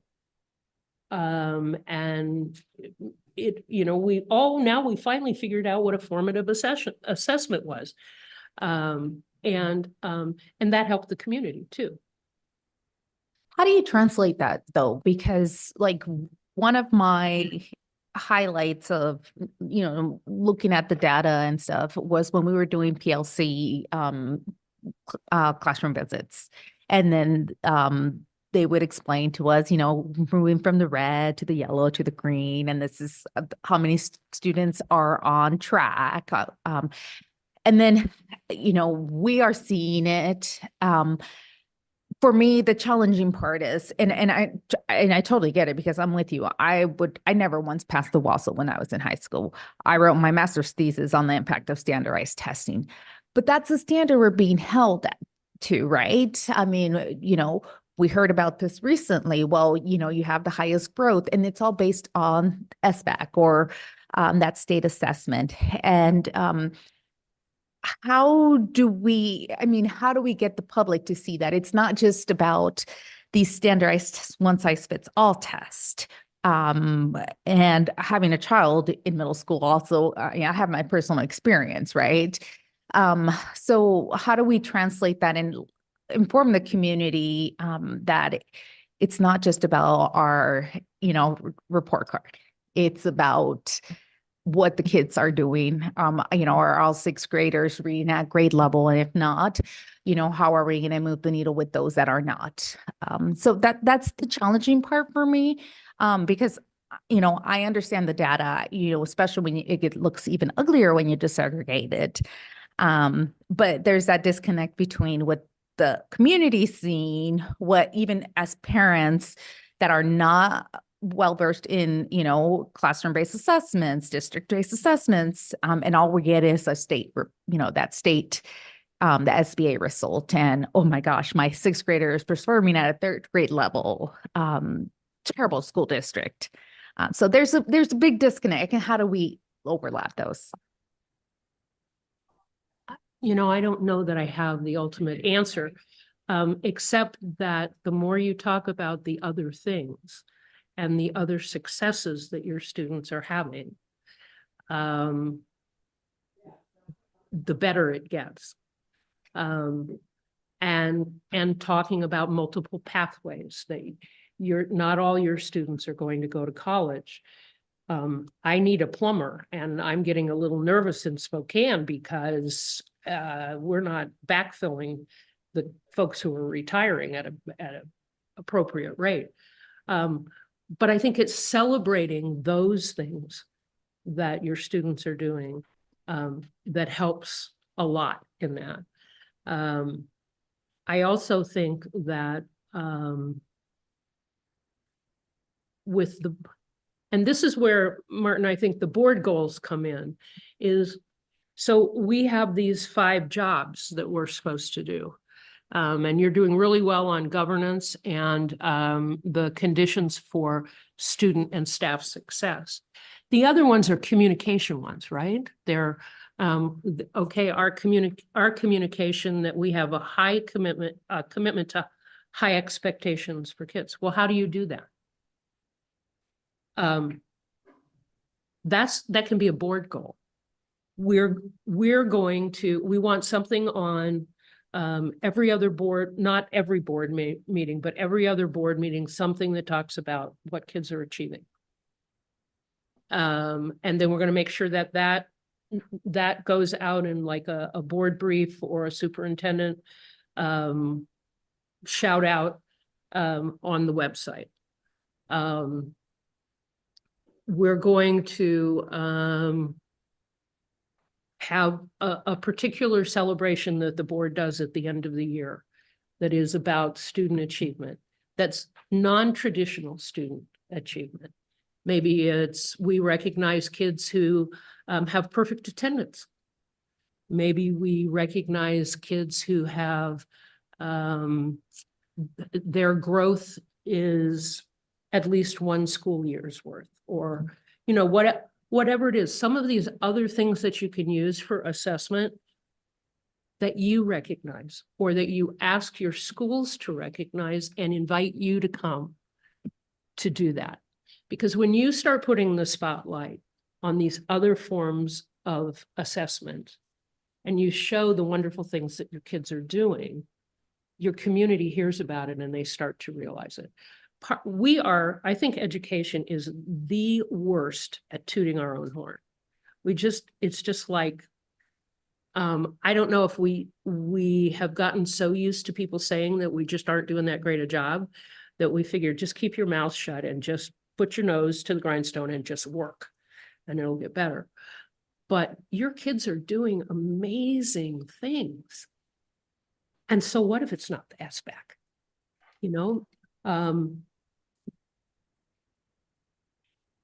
Not everybody's going to be a lawyer. Not everybody's going to be, an architect.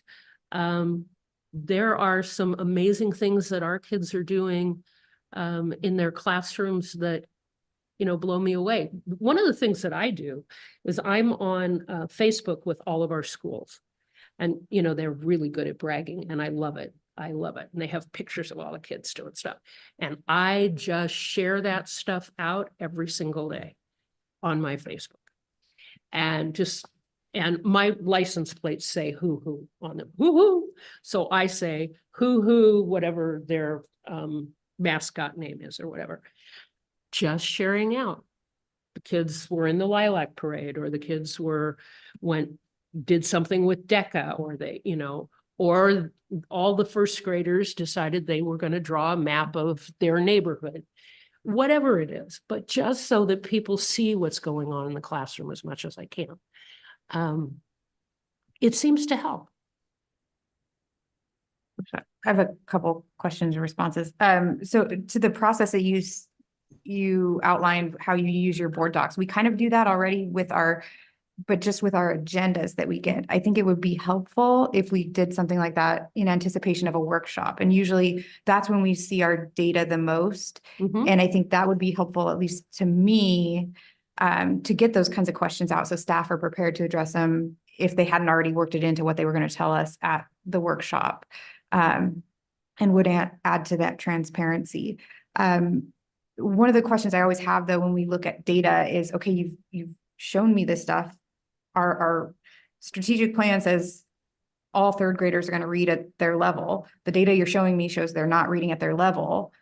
What are we doing next? What are you doing to get them to that level? When is the next check-in so that you can show me that we've made growth in these? And I feel like we just get to a point of here's the data, here's our plan, and then there's no, I want that ability to go to the community and say, yeah, the score is pretty bad in that area, but this is what we're doing to increase it. And actually, kind of, I'm all over the place right now, but the point made that, not every student's going to go to high school or college. I thought it was so fascinating to hear at our CTE presentation the last month that part of the biggest goal is to get kids interested in something. Why CTE is successful is, yeah, we realize you're maybe not going to be go to a 4-year college, but getting them experience in something so that they can graduate and be successful in a field in high school better prepares them in general, makes it more likely that they will be productive in something outside of high school.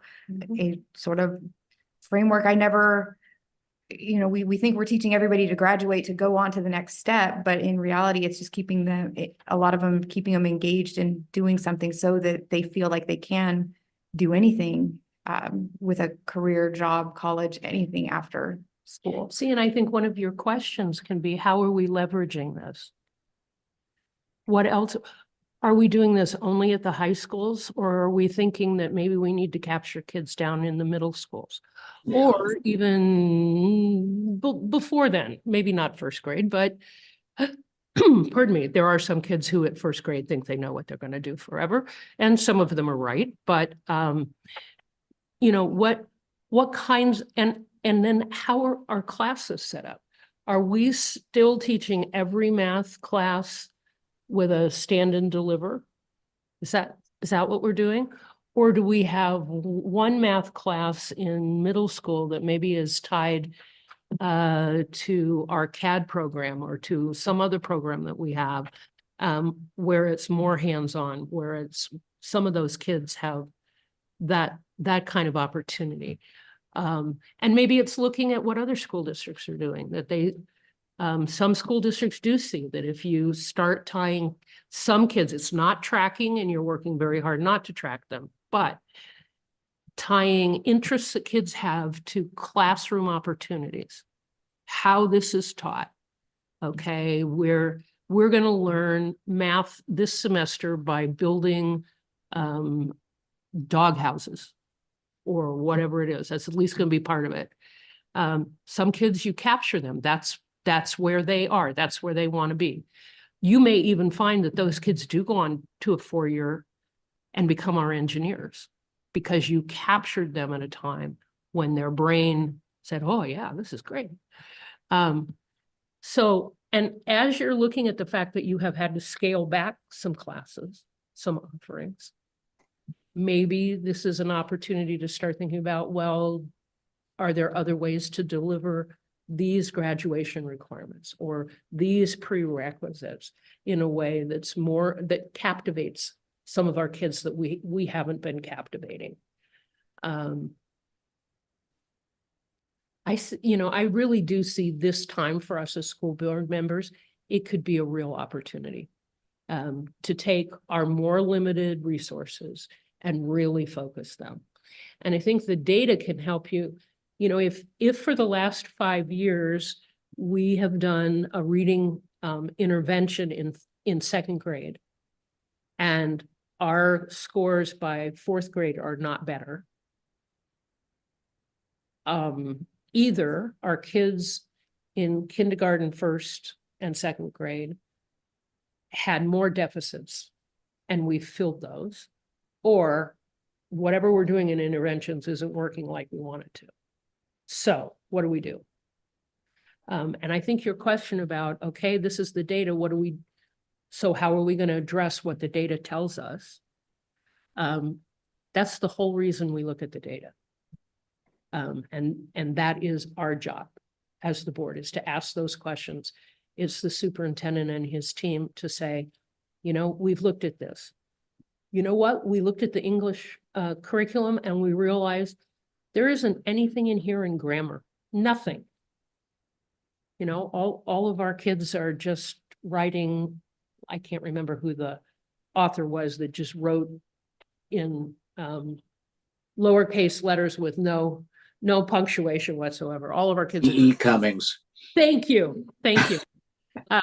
You know, so we've sort of figured out there's this big hole here, and we're going to fill it with our own stuff. Or we realize that we don't do a lot of professional type text. We do a lot of stories with our kids. We do a lot of poetry with our kids. But we don't do business type texts with our kids. And they don't know how to write a report, for example, on something. But when they go into the real world, they're going to have to know how to do that. So that's something that we need to address. Or maybe it's just, I don't know, but this thing, nobody gets this concept. So we're going to have to go back to the drawing board and see what we do and look at it. But that is exactly why you're looking at the data. Yes, what does it tell us? But your question is, okay, what are you going to do with this data? Yeah. And how are you going to keep the ones who are doing fine moving along? And how are we going to help the ones who are challenged with this? And that's where you come up with some of your most innovative ideas, either from staff or you've seen something somewhere, or your superintendent has another brilliant idea.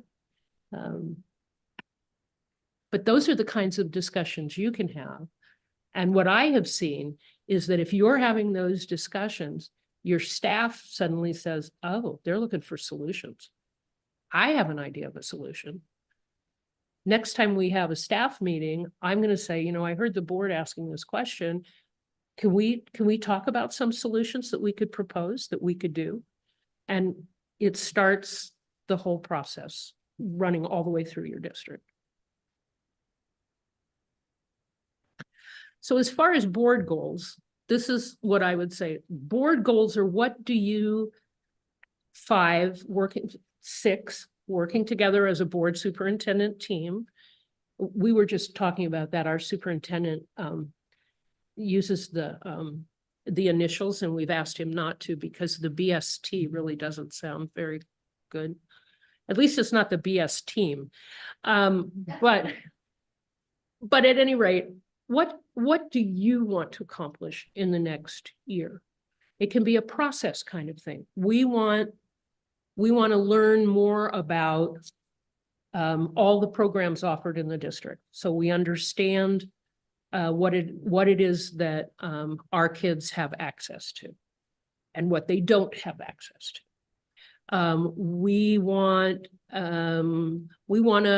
Each one of us wants to go and visit each school one time or however many times, or we would like to be included in something that the school does. We have 30 some odd buildings in our district. And so we can't get around in 1 year to all of those. And you can't build a relationship by just sort of dropping in and saying hi. So what we have done for many years is we're adopted by about a fifth of the schools. We share all the high schools, but we have specific elementaries and middle schools that they've adopted us.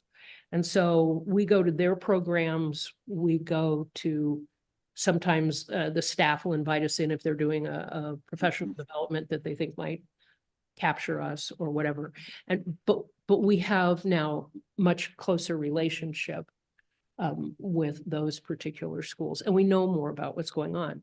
And then when we go to a board meeting, we share something that we went to the choir concert or we went to whatever. And interestingly enough, at the last board meeting, one of our teachers who had been a middle school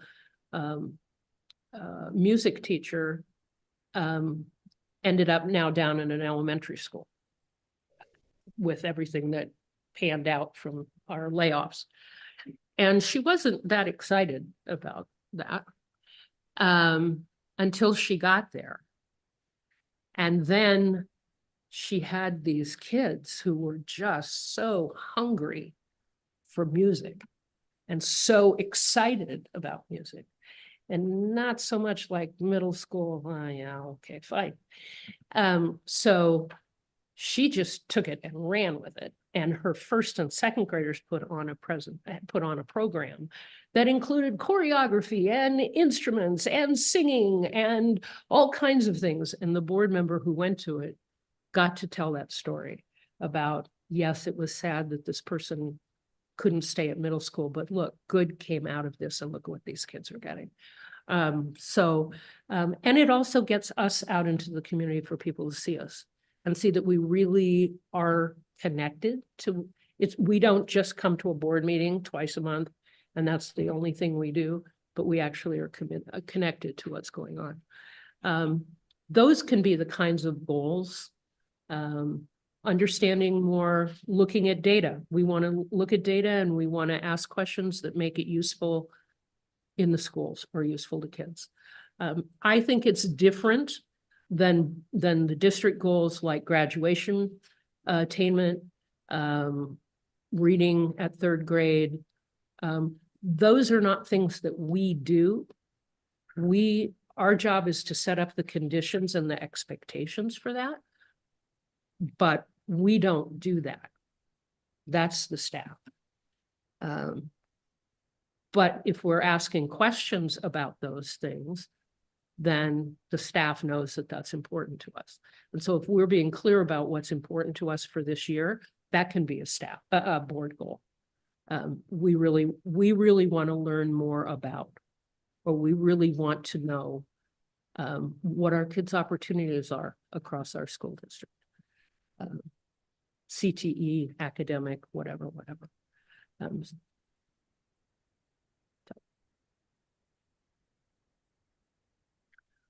So what else to wrap it up, how do you feel about your self-assessment? Do you feel it was accurate?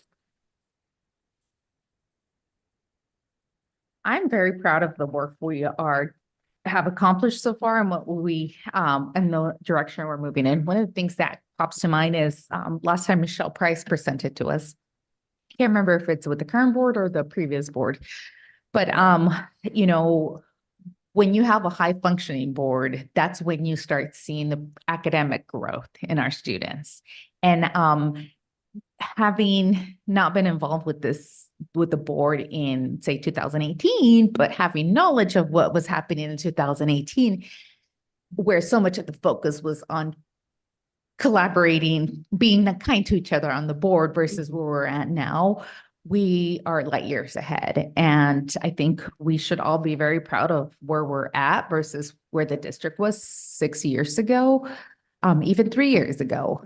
And this whole conversation it takes me back to what Michelle Price said, you know, how we start if you have a successful, cohesive board that gets along, works together, then you're going to start seeing the growth in the academic, the student academic piece of it. So I don't know, I'm just very proud of where we're at. Yeah, I'll echo that. I'm now having been on the board for 4 years or so.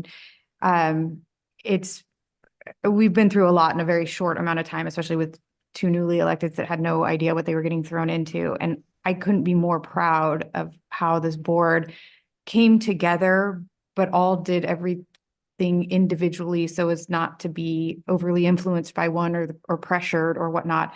Very, very collegial, respectful to each other. I mean,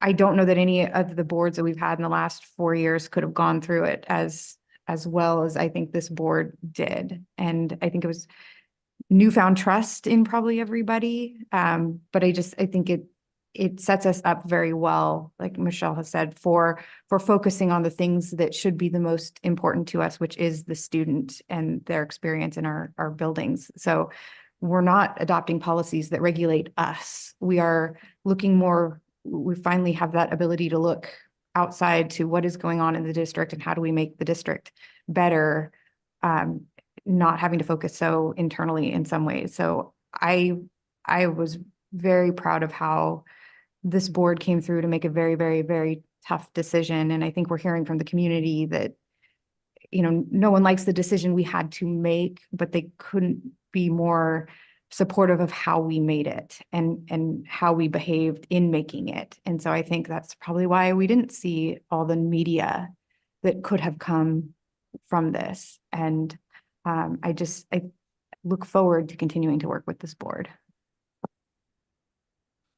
I will echo what Maria and Julie just said about it being a privilege to work with the four of you. And then the second thing is, I guess I got an answer for my question is, how does board set goals, conditions and expectations? But my concept of a board from outside the education system has been that board members are very important because they're sources of coaching to everybody else and to the whole system. And I think, communicating, setting conditions, expectations, that's really coaching is a similar kind of thing. And I think that's good guidance for us, that we are a way that a means to encourage everybody in the system to work better. And that's our job. Well said, Martin. And I would, echo what everyone else has said as well too.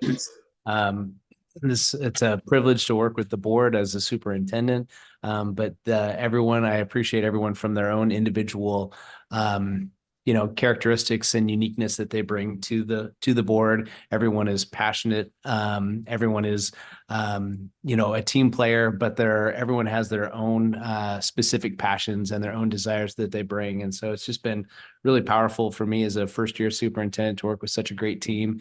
And I will echo that all I have heard since our big decision last Tuesday has been how thoughtful and how well represented the board was Tuesday night, and how great it was to hear what they had been thinking about, what they had been processing, and all of the things that went into a very challenging decision. So congratulations to all of you on a job well done and the good work that you do. Thank you.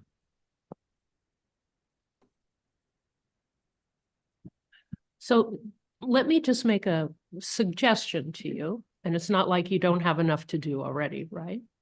But what you did, the process you used was so good and so well thought out. I would suggest that you think about making it as a presentation at the WASDA conference. And if it's something that you're willing to do, you need to submit it by May 31st.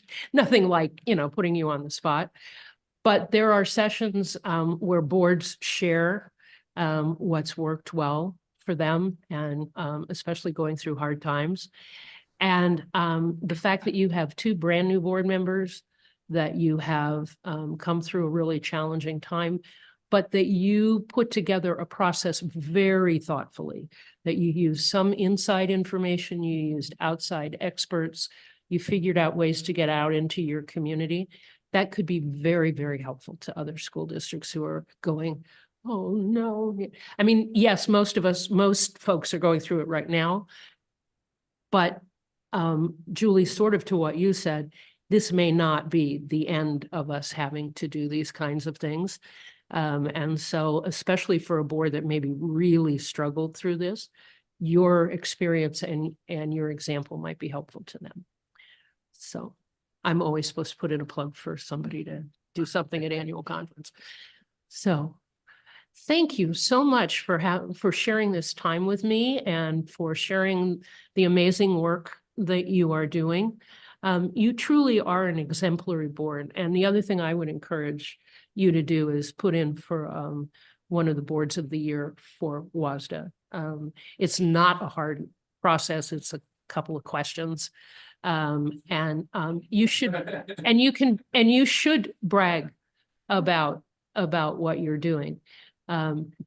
Even in having to deal with what I think of as the nitty-gritty of being a school board and being a school district, budgets, all of that, you still have kept your focus on what do your kids need. And even in having to reduce your elementary school inventory. So it's easy to kind of do this job when things are going well, And when we get an influx of money, which doesn't come very often. And I don't want an influx like COVID if I have to do COVID to get the money. But it's much more difficult to stay focused on the real reason that we're here when you have to deal with those nitty-gritty issues. And they have to be dealt with because you don't even have a system if you're not dealing with them. And yet it's really clear to me that you kept in mind, we have to do what's best for our kids and for our community, even if it's hard. So kudos to all of you. And I'm really serious. They're announced at the annual conference. So sometime over the summer, think about filling out that form. And I don't know what the cutoff date for that is, but let people celebrate the great things that you've done, just like you can celebrate. And again, thank you for having me. I've learned a lot from you. And I hope that this session kind of sets you up for what you want to do next.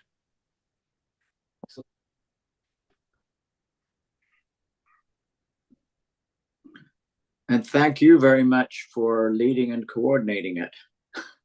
Thank you, Martin. I was explaining before that at Quincy, I got to take a detour and go on one of it is still a secondary highway. So it wasn't like I was going through neighborhoods. So that part was good.